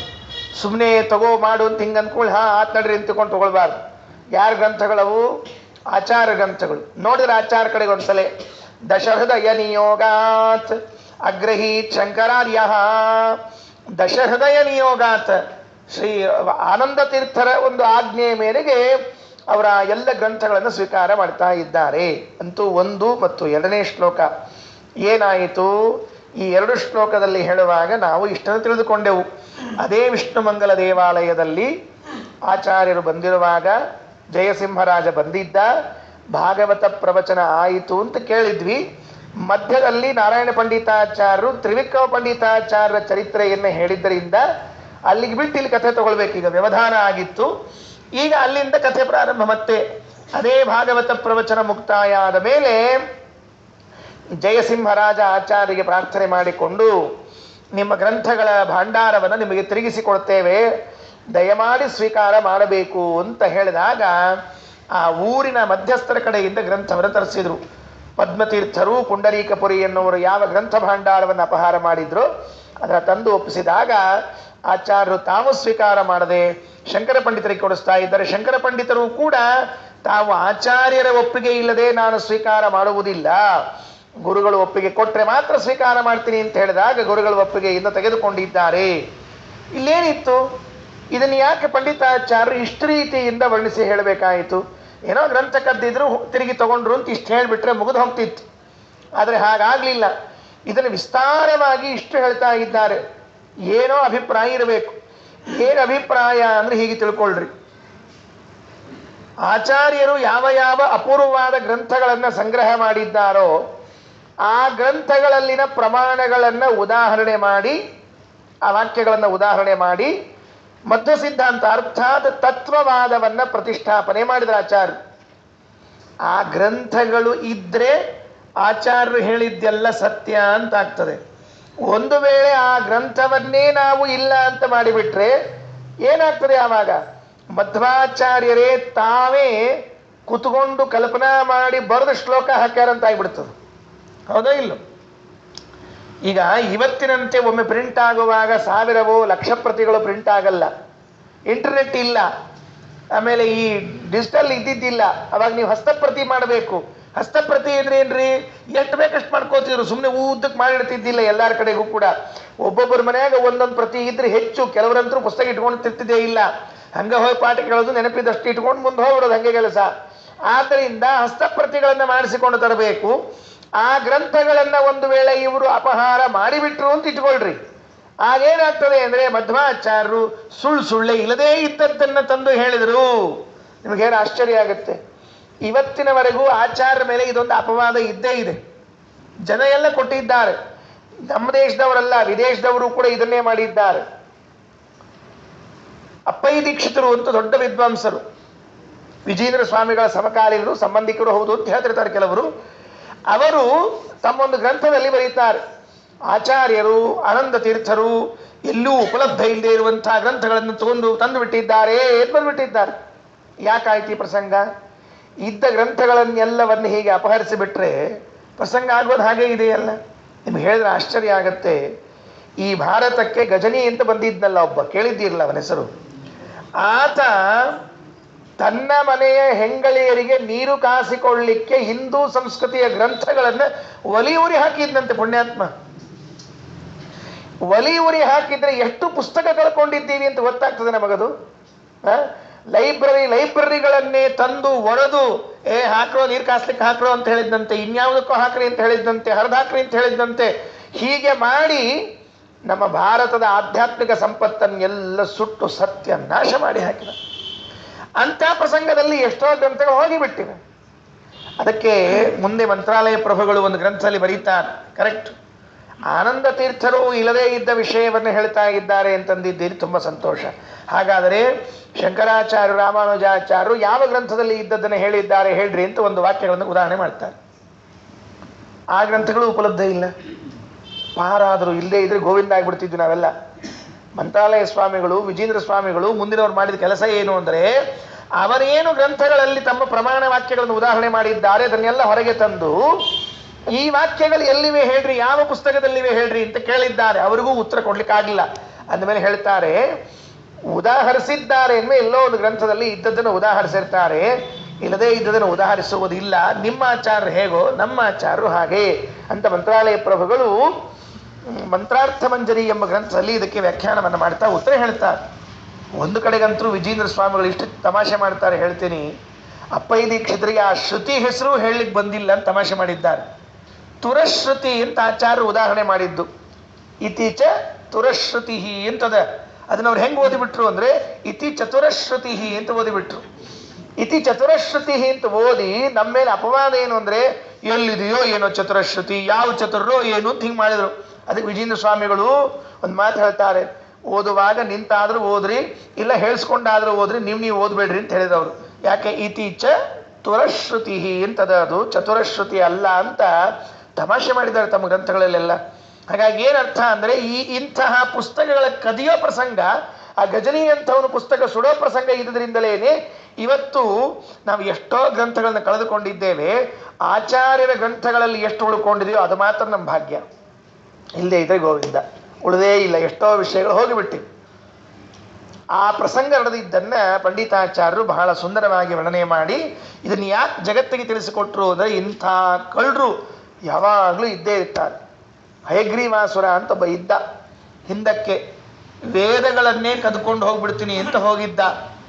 ಅವರ ಅಪರಾವತಾರಗಳೇ ಈ ಮುಂದಿನ ಜನಾಂಗ ಎಲ್ಲ. ಯಾರ್ಯಾರು ಗ್ರಂಥವನ್ನು ಕದ್ದು ಬಿಟ್ಟು ಮುಚ್ಚಾಕ್ಬಿಡ್ತೀನಿ ಅಂತಾರಲ್ಲ ಅವರೆಲ್ಲ. ಅದಕ್ಕೆ ಆ ಕೆಲಸ ಮಾಡಬಾರ್ದು. ವಾಕ್ಯಾರ್ಥ ಮಾಡೋ ಧೈರ್ಯ ಇದ್ರೆ ವಾಕ್ಯಾರ್ಥವನ್ನು ಮಾಡ್ರಿ, ಇಲ್ಲವ ತಂಟೆಗೆ ಹೋಗ್ಬೇಡ್ರಿ, ನಿಂಪಾಡಿ ನೀವು ಉಪಾಸನೆ ಮಾಡಿಕೊಳ್ರಿ, ಯಾರು ಬೇಡ ಅಂತಾರೆ. ಅದಕ್ಕೆ ಅದಾಯಿತು ಅಂತ ಇಷ್ಟು ತಿಳಿಸಿಕೊಟ್ರು. ಈ ಘಟನೆ ನಡೀತಾ ಇದ್ದಾಗ ತ್ರಿವಿಕ್ರಮ ಪಂಡಿತಾಚಾರ್ಯ ಅಲ್ಲೇ ಕೂತಿದ್ರಂತೆ, ನೋಡ್ತಾ ಇದನ್ನು. ಆ ಮಾತು 3ನೇ ಶ್ಲೋಕದಲ್ಲಿ ಹೇಳ್ತಾರೆ. ಈಗ ಏನಾಯಿತು, ಪಂಡಿತಾಚಾರ್ಯ ಎಷ್ಟು ಖುಷಿ ಆಯಿತು. ಅಂತೂ ಮಧ್ವಾಚಾರ್ಯರು ನಮ್ಮ ತಮ್ಮನ ಮೇಲೆ ಏನು ಅಪವಾದ ಹಾಕಲಿಲ್ಲ. ಹೌದು, ನೀವು ಮತ್ತೆ ಪೂರ್ವಾಶ್ರಮದಲ್ಲಿ ಸ್ಮಾರ್ಥ ಭಾಗವತರು ಅದ್ವೈತ ಸಂಪ್ರದಾಯವನ್ನು ಅಭ್ಯಾಸ ಮಾಡಿದವರು, ನೀವ್ಯಾಕೆ ಸಹಾಯ ಮಾಡಿರಬಾರ್ದು ಗ್ರಂಥವನ್ನು ತೆಗೆದುಕೊಂಡು ಹೋಗ್ಲಿಕ್ಕೆ ಅಂತ ಅಪವಾದ ಹಾಕಿದ್ರೆ? ಹಂಗೇನು ಮಾಡಲಿಲ್ಲ ನಮ್ಮ ಆಚಾರ್ಯ. ನೋಡ್ರಿ, ಇದನ್ನ ಗುಣ ಅಂತ ಕರಿಬೇಕು. ನಿಧಾನಕ್ಕೆ ಆಲೋಚನೆ ಮಾಡಿ ಕೆಲಸ ಮಾಡಿಸಿ ಎಲ್ಲರ ಸಮಕ್ಷಮದಲ್ಲಿ ಅವರ ಗ್ರಂಥವನ್ನು ತಿರುಗಿಸಿ ಕೊಟ್ಟುಬಿಟ್ಟು ಶಂಕರ ಪಂಡಿತಾಚಾರ್ಯರು ದೋಷ ದೂರರು ಅಂತ ಮಾಡಿಟ್ಬಿಟ್ರು, ನಿರ್ದೋಷಗಳು ಅಂತ ಮಾಡಿಟ್ಬಿಟ್ರು. ಇದರ ಪ್ರಭಾವ ಎಷ್ಟಾಯಿತು ತ್ರಿವಿಕ್ರಮ ಪಂಡಿತಾಚಾರ್ಯರ ಮೇಲೆ ಅಂದರೆ ಇದರ ಕಣ್ಣಾರೆ ಕಾಣ್ತಾ ಇದ್ರು ಅವರೆಲ್ಲ.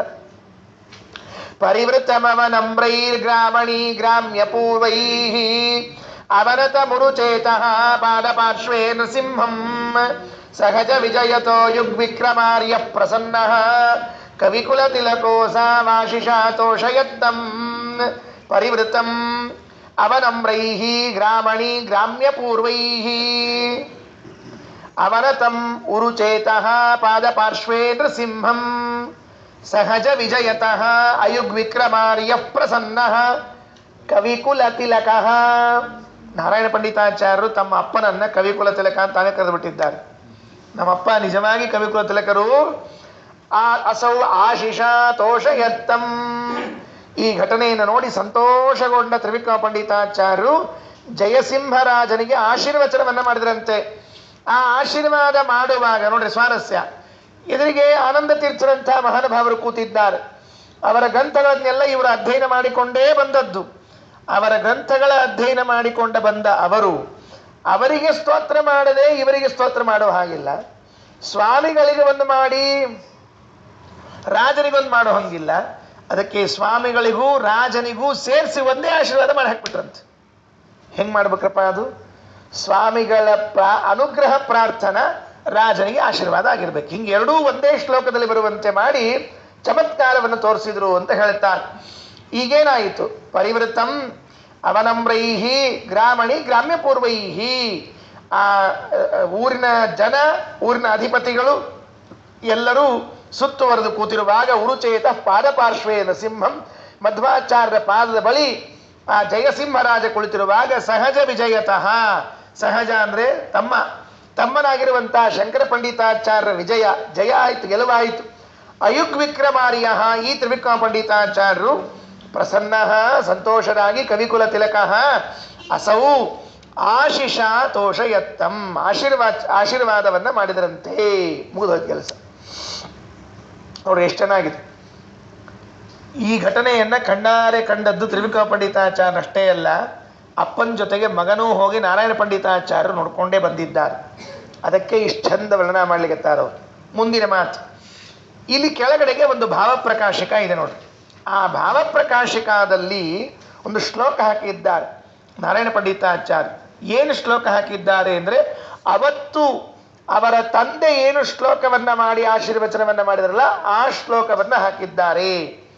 ಸ್ವಸುಂದರಿ ಭುಜಲತಾ ಪರಿರಂಭಣೀಧೂ ಪೌರಂದರಿ ಭವತಿ ಯಂ ಭಜತಾಂ ಭುಜಿಷ್ಯ ಆನಂದ ತೀರ್ಥ ಭಗವತ್ಪದ ಪದ್ಮರೇಣು ಸ್ವಾನಂದದೋ ಭವತು ತೇ ಜಯಸಿಂಹ ಭೂಪ. ಇದು ತ್ರಿವಿಕ್ರಮ ಪಂಡಿತಾಚಾರ್ಯ ಮಾಡಿರುವಂತಹ ಶ್ಲೋಕ. ಇದರ ಅರ್ಥವನ್ನೇ ಮುಂದೆ 4ನೇ ಶ್ಲೋಕದಲ್ಲಿ ಪಂಡಿತಾಚಾರ್ಯ ಹೇಳ್ಬಿಟ್ರು. ಇದರ ಅರ್ಥ ಏನು, ಹೆಂಗೆ ಆಶೀರ್ವಾದ ಮಾಡಿರ್ಬೇಕ್ರಿ ಹೇಳಿದ್ದಲ್ಲ. ಒಂದ ವಾಕ್ಯ, ಒಂದ ಶ್ಲೋಕ, ಅದರಲ್ಲಿ ಆಚಾರ್ಯರಿಗೆ ನಮಸ್ಕಾರ, ಆಚಾರ್ಯ ಮಹಿಮೆಯನ್ನು ಹೇಳಿರಬೇಕು, ಜಯಸಿಂಹರಾಜನಿಗೆ ಗುಣವೂ ಆಶೀರ್ವಾದವೂ ಆಗಿರಬೇಕು. ಹಾಗೆ ಮಾಡುವಂತಹ 4ನೇ ಶ್ಲೋಕ. ಈಗೇನು ಭಾವಪ್ರಕಾಶಿಕಾದಲ್ಲಿ ಓದಿದ್ದೇವೆ ಅದರ ವಿವರಣೆಯನ್ನೇ 4ನೇ ಶ್ಲೋಕದಲ್ಲಿ ಕೊಡ್ತಾ ಇದ್ದಾರೆ. ನೋಡ್ರಿ ಏನಿದೆ. ಉಪಚರತಿ ನಿತಾಂತಂ ಹಂತ ಪೌರಂದರೀಧೂ ದ್ಯುಸದತಿ ಭಜತೋಯಂ ದುರ್ಲಭಾದ ಭ್ರಭಾಗ್ಯೈಃ ದಿಶತು ಸಪರಮಾಗ್ರ್ಯಾನಂದ ತೀರ್ಥಾಂಗ್ರಿರೇಣುರ್ಧರಣಿಧರ ಸುಖಂ ತೇ ಸಂತತಂ ಸ್ವಾಂತರೇತಿ. ಇದು ಮಾಲಿನಿ ವೃತ್ತ ಅಂತದ್ರಿ. ಇದಕ್ಕೆ ಮಾಲಿನಿ ವೃತ್ತ. ಇಡೀ ಕೊನಿ ಒಂದು 3-4 ಶ್ಲೋಕ ಬಿಟ್ಟರೆ ಉಳಿದೆಲ್ಲ ಮಾಲಿನಿ ವೃತ್ತ ಬರ್ದಾರ. ಮಾಲಿನಿ ಅಂತ ಕರಿತಿರ್ತಾರೆ ಅದಕ್ಕೆ. ಏನಂದ್ರು ನೋಡು ಜಯಸಿಂಹರಾಜ, ನಿನಗೆ ಆನಂದ ತೀರ್ಥರ ಪಾದ ಧೂಳಿ ಕಣ, ನಿನಗೇನ್ ಮಾಡಬೇಕು ಅಂತ ಕೇಳಿದ್ರೆ ಅದನ್ನು ಕೊಡ್ಲಿ. ಬಹಳ ಅದ್ಭುತವಾಗಿರುವಂತಹದ್ದು ಅದು. ನಿನಗೆ ಸುಖವನ್ನ ಕೊಡ್ಲಿ, ಬೇರೆ ಏನ್ ಕೊಡಬೇಕಾಗಿಲ್ಲ. ಧರಣಿಧರ ಸುಖಂತೆ ಸಂತತಂ ಸ್ವಂತರೇತಿ. ಆನಂದ ತೀರ್ಥ ಭಗವತ್ಪಾದರ ಪಾದಧೂಳಿಯು ನಿನಗೆ ಸುಖವನ್ನು ನೀಡಲಿ, ಇಷ್ಟೇ ಹೇಳಿದ್ದವರು. ಈಗೇನಾಯಿತು ಅಂದರೆ ಇವನಿಗೆ ಸುಖವಾಗಲಿ ಅಂತ ಹೇಳಿದಂತಾಯಿತು. ಆನಂದ ತೀರ್ಥರ ಪಾದಧೂಳಿ ಅಂತ ಹೇಳಿದ್ರಿಂದ ಆ ಪಾದಧೂಳಿ ಮಹಿಮಾನು ಹೇಳಿದಂತೆ ಆಯಿತು. ಎರಡೂ ಕೂಡಿಸಿ ಹೇಳುವಾಗ ಮೇಲಿನ ನೋಡ್ಕೊಂಡು ಬರೀ ಶ್ಲೋಕಗಳನ್ನು ಹೇಗಿದೆ ಅಂತ. ಉಪಚರತಿ ನಿತಾಂತಂ ಹಂತ ಪೌರಂದರೀಧೂ ದ್ಯುಸದಸಿ ಭಜತೋ ಯಂ ದುರ್ಲಭಾದ ಭ್ರಭಾಗ್ಯೈಃ. ಅಲ್ಪ ಭಾಗ್ಯ ಮಾಡಿದವರಿಗೆ, ಅಲ್ಪ ಪುಣ್ಯವಂತರಿಗೆ ದುರ್ಲಭ.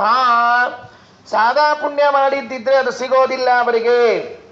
ಏನು ಸಿಗೋದಿಲ್ಲ, ಯಾರಿಗೆ ಸಿಗೋದಿಲ್ಲ ಅಂತ ಕೇಳಿದ್ರೆ ದ್ಯುಸರಸಿ ಭಜತಃ, ಸ್ವರ್ಗದಲ್ಲಿ ಇರುವಂತಹ ಒಂದು ಭಾಗ್ಯ ಸಿಗೋದಿಲ್ವಂತೆ. ಸ್ವರ್ಗದಲ್ಲಿ ಏನು ಸಿಗಬೇಕು ಅಂತ ಕೇಳಿದ್ರೆ ಹಂತ ಪೌರಂಧರೀಧೂಹು, ಇಂದ್ರ ಪದವಿ.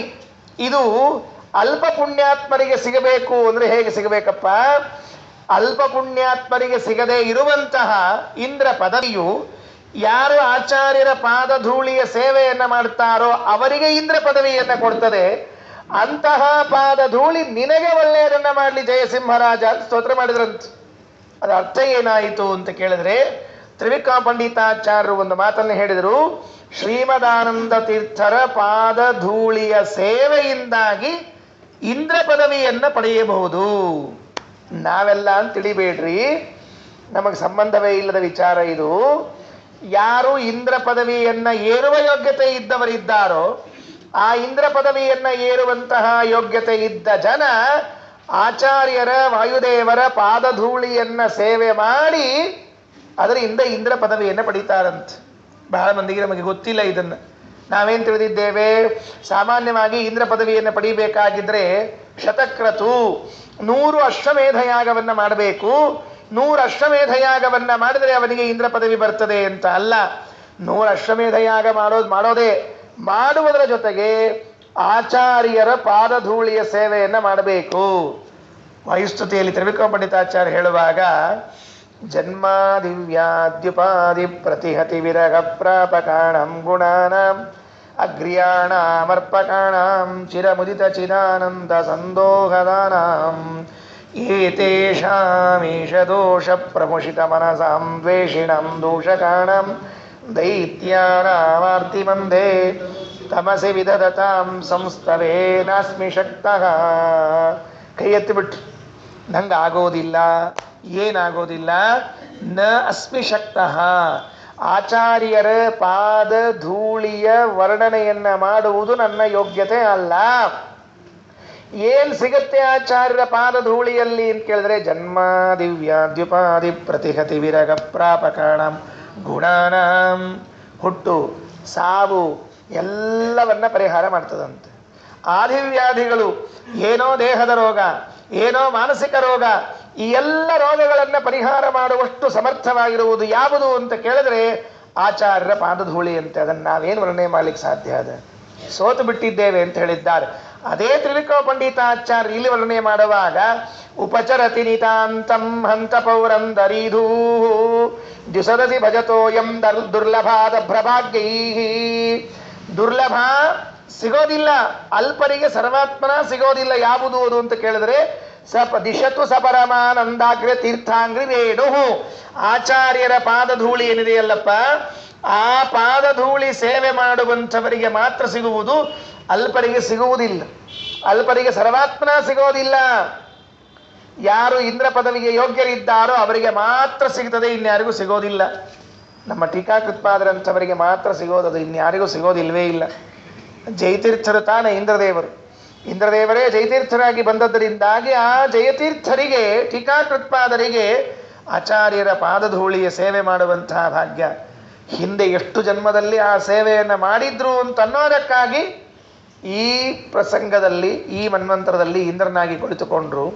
ಅವರೇ ಭೂಮಿಯಲ್ಲಿ ಅವತಾರ ಮಾಡಿ ಬಂದು ಟೀಕಾಕೃತ್ಪಾದರಾಗಿ ಆಚಾರ್ಯರ ಗ್ರಂಥಗಳಿಗೆ ವ್ಯಾಖ್ಯಾನವನ್ನು ಮಾಡ್ತಾರೆ. ಇದೆಲ್ಲ ಬಂದದ್ದು ಹೇಗೆ ಅಂತ ಕೇಳಿದ್ರೆ ತ್ರಿವಿಕ್ರಮ ಪಂಡಿತಾಚಾರ್ಯರ ವಾಣಿಯಲ್ಲಿ ನೋಡಿದರೆ ಆನಂದ ತೀರ್ಥರ ಪಾದಧೂಳಿಯನ್ನ ಸೇವೆ ಮಾಡಿದ್ದರ ಫಲ.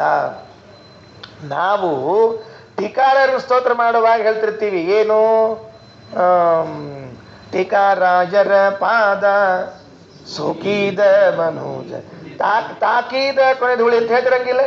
ಅಂದ್ರೆ ಟೀಕಾಕೃತ್ಪಾದರ ಪಾದಧೂಳಿ ತಾಕಿದವರಿಗೆ ಹಿಂಗದ ಅಂತ ಹೇಳಿದ್ರೆ ಅವರು ತಾಕಿಸಿಕೊಂಡಿರುವಂತಹ ಆನಂದ ತೀರ್ಥರ ಪಾದಧೂಳಿ ಎಷ್ಟಿರ್ಬೇಕ್ರಿ? ಅವರ ಪಾದಧೂಳಿಯನ್ನು ತಾಕಿಸಿಕೊಂಡವ್ರು ಮುಂದಿನ ವರ್ಣನೆ ಮಾಡ್ತಾ ಇದ್ರೆ ಅವರು ಯಾವ ಆನಂದ ತೀರ್ಥರ ಪಾದಧೂಳಿಯನ್ನು ತಾಕಿಸಿಕೊಂಡಿದ್ದಾರೋ ಅದು ಹೇಗಿದೆ ಅದನ್ನೇ ಈ ಶ್ಲೋಕದಲ್ಲಿ ಉಪಚರತಿ ನಿತಾಂತಂ ಹಂತ ಪೌರಂ ಧರೀಧೂ ದ್ಯುಸದತಿ ಭಜತೋಯಂ ದುರ್ಲಭಾದ ಪ್ರಭಾಗ್ಯೈ ದಿಶತು ಸಪರಮಾಗ್ರ್ಯಾನಂದ ತೀರ್ಥಾಂಗ್ರಿ ರೇಣು ಧರಣಿಧರ ಸುಖಂ ತೇ ಸಂತತಂ ಸ್ವಾಂತರೇತಿ. ರಾಜ ನಿನಗೆ ಒಳ್ಳೇದಾಗ್ಲಪ್ಪ ಅಂತ ಹೇಳಿ, ಸುಖ ಕೊಡ್ಲಿ ಅಂತ ಹೇಳಿ ಕೇಳ್ಬಿಟ್ಟು ಮುಗಿದು ಹೋದ ಕೆಲಸ. 5ನೇ ಶ್ಲೋಕ. ಈ 5ನೇ ಶ್ಲೋಕದಲ್ಲಿ ಪಂಡಿತಾಚಾರ್ಯರು ಒಂದು ಪ್ರಶ್ನೆ ಮಾಡಿಕೊಂಡ್ರು. ಅಲ್ರಿ, ಇದೇ ಮೊದಲನೇ ಸರ್ತಿ ತ್ರಿವಿಕ್ರಮ ಪಂಡಿತಾಚಾರ್ಯರು ಮಧ್ವಾಚಾರ್ಯ ನೋಡಿದ್ದು ನೋಡೇ ಇಲ್ಲ. ಈ ಆಚಾರ್ಯರ ಪಾದಧೂಳಿ ಮಹಿಮಾ ಇಷ್ಟೆಂಗೆ ಗೊತ್ತಾಯ್ತು ಅವರಿಗೆ? ಮೊದಲೇ ಸರ್ತಿ ಭೇಟಿ ಆಗ್ಯಾರ ಇವ್ರು. ಏನಪ್ಪ 50 ಸರ್ತಿ ಭೇಟಿ ಆಗ್ಯಾರ, ದಿವಸ ಭೇಟಿ ಆಗೋರು ಅಂತ ಕೆಲವ್ರು ಇರ್ತಾರೆ. ದಿವಸ ಭೇಟಿ ಆಗೋರು ಅಂತ ಕೆಲವ್ರು ಇರ್ತಾರಲ್ಲ, ಅವ್ರು ನೋಡಿ ರೂಢಿ ಆಗಿಬಿಟ್ಟಿರ್ತದೆ. ಆತ್ ಬಿಡ್ರಿ ಅವ್ರದ್ದು ಇಷ್ಟ ಮಹಿಮಾ ಅಂತ ಹಿಂಗೆ ಹೇಳ್ಕೊಂಡು ಹೊಲಿಕೆಲ್ಲ ಬರ್ತಿರ್ತದೆ. ಮೊದಲನೇ ಸರ್ತಿ ಭೇಟಿಯಾದಾಗಲೇನೆ ಇಷ್ಟು ಚೆಂದಾಗಿ ವರ್ಣನೆ ಮಾಡಬೇಕಾದ್ರೆ ಹೇಗೆ ಸಾಧ್ಯ ಆಯಿತು ಅಂತ ಕೇಳಿದ್ರೆ ಒಂದು ಅಲಂಕಾರದ ಮೂಲಕವಾಗಿ ಹೇಳುತ್ತಾರೆ. ಅನತಿ ಪರಿಚಿತಸ್ಯಾಪ್ಯಸ್ಯ ಸೋಯಂ ಕವೀಂದ್ರೋ ಗುಣರಸಮತಿ ಗೂಢಂ ಜ್ಞಾತವಾನಿತ್ಯ ಚಿತ್ರಂ ಮಧುಮಧುಕರ ರಾಜೋ ನಿಷ್ಪತನ್ ಪೌಷ್ಪಮಾಪ್ತಂ ನನು ಪರಿಚಯಹೀನಃ ಕಾನನೇಪಿ ಪ್ರಭು ಸ್ಯಾತ್. ಅನತಿ ಪರಿಚಿತಸ್ಯಾಪಿ, ಹೆಚ್ಚು ಪರಿಚಯ ಇಲ್ಲ, ಯಾರಿಗೆ? ತ್ರಿವಿಕ್ರಮ ಪಂಡಿತಾಚಾರ್ಯರಿಗೂ ಆಚಾರ್ಯರಿಗೂ ಹೆಚ್ಚು ಪರಿಚಯ ಇಲ್ಲ. ಬರೇ ಕೇಳಿದ್ರು, ಈ ಆನಂದ ತೀರ್ಥರಂತೆ, ಪೂರ್ಣಪ್ರಜ್ಞ ಮುನಿಗಳಂತೆ ಅಂತ ಅಂತೇನ್ ಕೇಳಿದ್ರು. ಗ್ರಂಥಗಳನ್ನ ಓದಿದ್ರೆ ವಿನಃ ಮುಖತಃ ಭೇಟಿ ಆಗಿರಲಿಲ್ಲ. ಇದೇ ಮೊದಲನೇ ಸಾರ್ತಿ ಮುಖತಃ ಭೇಟಿಯಾಗಿದ್ದು. ಕೆಲವು ಹಂಗೆ ಆಗಿಬಿಟ್ಟಿರ್ತದ್ರಿ, ನೋಡಿರ್ತೀವಿ, ಹೆಸರು ನೆನಪಿರಂಗಿಲ್ಲ. ಕೆಲವು ಹೆಸರು ಗೊತ್ತಿರ್ತದೆ, ನೋಡಿರಂಗಿಲ್ಲ. ಇಷ್ಟು ವಿಚಿತ್ರ ಆಗಿಬಿಟ್ಟಿರ್ತದೆ. ನಮಗೆ ಪರಿಸ್ಥಿತಿ ಜಾಸ್ತಿ ರೀ ಅದು. ಬೇರೆ ಊರಿಗೆ ಹೋದಾಗ ಕೆಲವ್ರು ನಮ್ಮ ಮಾತಾಡ್ಸ್ಬಿಟ್ಟಿರ್ತಾರೆ, ಅಲ್ಲಿಂದ ಇನ್ನೊಂದು ಊರಿಗೆ ಬಂದಿರ್ತಾರೆ, ಭೇಟಿ ಆಗ್ತಾರೆ. ಆಚಾರ ಗೊತ್ತಾ ಇಲ್ಲ ನಾವು ಯಾರು ಮತ್ತ ಅಂತ ಹೇಳಿ. ಇವಂಗ ನೆನಪಾಗ್ತಿರಂಗಿಲ್ಲ ಹೆಸರು. ಇಲ್ಲ ಅಂದ್ರೆ ಪರಿಸ್ಥಿತಿ ಗಂಭೀರ ಆಗ್ತಿರ್ತದೆ. ನಿಮ್ಮನ್ನ ಹೆಂಗೆ ಬರಿತೀವಿ ಹೇಳಿ ನೋಡಂತ ಇಷ್ಟ ನೋಡೋದು ಮುಗಿದು ಹೋಗ್ತೀರ ಸರ್. ನಿಮ್ಮನ್ನ ಹೆಂಗೆ ಬರ್ತೀವಿ? ಯಾರು ಹೇಳಿ ನೋಡಂತ ಅಂದ್ರೆ ನೀವೇನಪ್ಪ ನಮ್ಮ ಪರೀಕ್ಷೆ ಮಾಡ್ಲಿಕ್ಕೆ ಬಂದ್ರೆ ಈಗ ನಮ್ಮ ಪರೀಕ್ಷೆ ಮಾಡಿ ನೀವು ಯಾರಂತ ತಿಳ್ಕೊಬೇಕೆ? ನೀವು ಹೇಳಿ ನೋಡಂತ ನಾ ಯಾರಂತ ತಿಳ್ಕೊಂಡು ಹೇಳಿ ಹಂಗೆ ಆಚಾರ ನಿಮ್ಮನ್ನ ಹೆಂಗೆ ಬರಿತೀವಿ? ಹಿಂಗೆ ಮಾತೊಳಗೆ ಅವ್ರು ಮರಿಸಿ ಮುಂದೆ ಹೋಗ್ಬಿಡೋದು ಕೆಲಸ. ಯಾಕಂದ್ರೆ ನಮಗೆ ಹೆಂಗೆ ನೆನಪುಳಿಬೇಕು ಹೇಳಿ ನೋಡಂತ. ಎಷ್ಟು ಊರು, ಎಷ್ಟು ಜನ, ಎಷ್ಟು ಅಡ್ಡಾಡ್ತಿರ್ತಾರೆ. ಅದೇ ಆಶ್ಚರ್ಯ. ಸ್ವಾಮಿಗಳಂಥವರಿಗೆ ಎಲ್ಲಾರ ಹೆಸರು ನೆನ್ಬಿಟ್ಕೊಂಡಿರ್ತಾರ್ರಿ ಅವರು. ಏನು ಆಶ್ಚರ್ಯ! ಯಾವ್ಯಾವ ಊರ್ನ್ಯಾಗ ಎಲ್ಲೆಲ್ಲಿ ಎಂಥವ್ರು ಇದ್ದಾರೆ ಅವ್ರದ್ದು ಎಲ್ಲಾರ ಹೆಸರು ಬಂದು ಕೂಡಲೇ ಅವ್ರ ಹೆಸರು ಕೂಗಿ ಕರೆದು ಮಾತಾಡಿಸಿ, ಬರೀ ಅಷ್ಟೇ ಅಲ್ಲ, ಅವ್ರು ಇಡೀ ಫ್ಯಾಮಿಲಿ ಯೋಗಕ್ಷೇಮ ವಿಚಾರ ಮಾಡ್ತಿರ್ತಾರೆ. ಅವ್ರು ಭಾರಿ ಬುದ್ಧಿವಂತಿಕೆ ಬೇಕಾಗ್ತದೆ ಅದಕ್ಕೆಲ್ಲ. ಅದಕ್ಕೆ ಇದು ಹೆಂಗಪ್ಪ ನೆನಪು ಹೆಂಗೆ ಉಳಿತಿದು? ಇನ್ನು ಕೆಲವು ಹಿಂಗಾಗ್ಬಿಟ್ಟಿರ್ತಾರೆ, ದಿವಸ ಮುಖ ನೋಡಿರ್ತಾರೆ, ಹೆಸರು ನೆನಪಿರಂಗಿಲ್ಲ. ನಿಮ್ದು ಗೊತ್ತಿಲ್ಲ ನಮಗೆ ಅಂತ ಹಿಂಗ ಏನು ಮುಂದೆ ಹೆಸರು ಬರಂಗಿಲ್ಲ ಬಾಯಿಲೆ. ಕೆಲವ್ರದ್ದು ಹೆಸರು ನೆನಪಿರಂಗಿಲ್ಲ, ಕೆಲವ್ರು ನೆನಪಿರ್ತಾರೆ, ಹೆಸರು ಬರಂಗಿಲ್ಲ. ಹಿಂಗಿರ್ತದೆ. ಹಿಂಗಾಗಿ ಇವ್ರ ಪರಿಚಯ ಇಲ್ಲದೆ ಇದ್ರೆ ಹೇಗೆ ಗೊತ್ತಾಯಿತು? ಅನತಿ ಪರಿಚಿತಸ್ಯಾಪ್ಯಸ್ಯ ಸೋಯಂ ಕವೀಂದ್ರೋ. ಅರ್ಥಾಂತರನ್ಯಾಸ ಎಷ್ಟು ಚಂದ ಮಾಡ್ತಾರೆ ನೋಡ್ರಿ. ಏನ್ ಮಾಡಿದ್ರು ಅಂದ್ರೆ, ಗುಣರಸಮತಿ ಗೂಢಂ ಜ್ಞಾತವಾನಿತ್ಯ ಚಿತ್ರಂ. ಆ ಅತಿಗೂಢಂ ಗುಣರಸಂ, ಆಚಾರ್ಯರ ಒಳಗೆ ಇದ್ದ ಈ ಗುಣದ ರಸ. ಯಾವ ಗುಣದ ರಸ? ಅವರ ಪಾದಧೂಳಿಯ ಸ್ಪರ್ಶಕ್ಕೆ ಒಳಗಾದ್ರೆ, ಪಾದಧೂಳಿಯ ಸೇವೆಯನ್ನ ಮಾಡಿದ್ರೆ ಇಂದ್ರ ಪದವಿ ಸಿಗುತ್ತದೆ ಎನ್ನುವಂತಹ ಮಹಿಮೆಯನ್ನ ಇದನ್ನ ತಿಳಿದುಕೊಂಡ್ರು ಅಂತ ಏನು ಆಶ್ಚರ್ಯ ಅಲ್ಲ. ಯಾಕಲ್ಲ ಆಶ್ಚರ್ಯ ಅಂತ ಕೇಳಿದ್ರೆ, ಮಧುಮಧುಕರ ರಾಜೋ ನಿಷ್ಪತನ್ ಪೌಷ್ಪಮಾಪ್ತಂ ನನು ಪರಿಚಯಹೀನಃ ಕಾರಣೇಪಿ ಪ್ರಭು ಸ್ಯಾತ್. ದುಂಬಿ ಕಾಡಿಗೆ ಹೋಗಿರ್ತದೆ. ದುಂಬಿ ಕಾಡಿನೊಳಗೆ ಹೋದಾಗ ಅದು ಕರೆಕ್ಟಾಗಿ ಹೋಗಿ ಮಕರಂದವನ್ನ ಕೊಡುವ ಹೂವಿನ ಮೇಲೆ ಹೋಗಿ ಕೂಡ್ತದೆ. ಅದೇನು ದಿವಸ ಪರಿಚಯ ಇರಂಗಿಲ್ರಿ ಅದಕ್ಕೆ. ಪರಿಚಯ ಇರ್ತದೆ ಅದಕ್ಕೆ.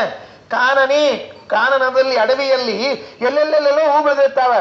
ಈ ದುಂಬಿ ಒಮ್ಮೆ ಕಾಡಿನಲ್ಲಿ ಹೊಕ್ಕ ಕೂಡಲೇ ಅದರ ವಾಸನೆ ಹಿಡ್ಕೊಂಡು ಸೀದಾ ಹೋಗಿ ಕೂತ್ಬಿಡ್ತದೆ ಬರೋಬ್ಬರಿ ಅದರ ಮೇಲೆ.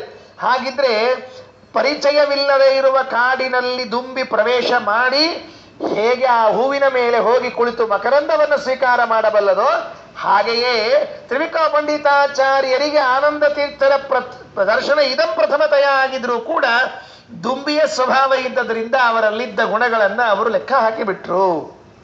ಎಷ್ಟು ಚಂದಿದೆ ನೋಡ್ರಿ. ದುಂಬಿ ಎಲ್ಲೇ ಇರಲಿ ಹೋಗಿ ಹಿಡ್ಕೊಳ್ತದಂತೆ. ದುಂಬಿ ದೃಷ್ಟಾಂತ ಯಾಕೆ ಕೊಟ್ರು? ಬೇರೆ ದೃಷ್ಟಾಂತ ಕೊಡ್ಲಿಕ್ಕೆ ಬರೋದಿಲ್ವಾ? ಮಧುಮಧುಕರ ರಾಜ ನಿಷ್ಪತನ್ ಪೌಷ್ಪಮಾಪ್ತುಂ.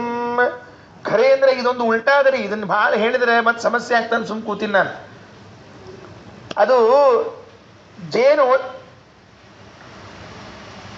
ಜೇನೊಣ, ದುಂಬಿ ಜೇನೊಣ ಅಂತ ಇವತ್ತು ಅದೇ ಅಲ್ಲ. ಇನ್ನು ಹೋಗಿ ಹಿಂಗೆ ಮಾಡಬೇಕು ಅಂತ ಎರಡಿವೆ ಬಿಡ್ರಿ, ಅದರಲ್ಲಿ ಬೇರೆ ಬೇರೆ ಇದೆ.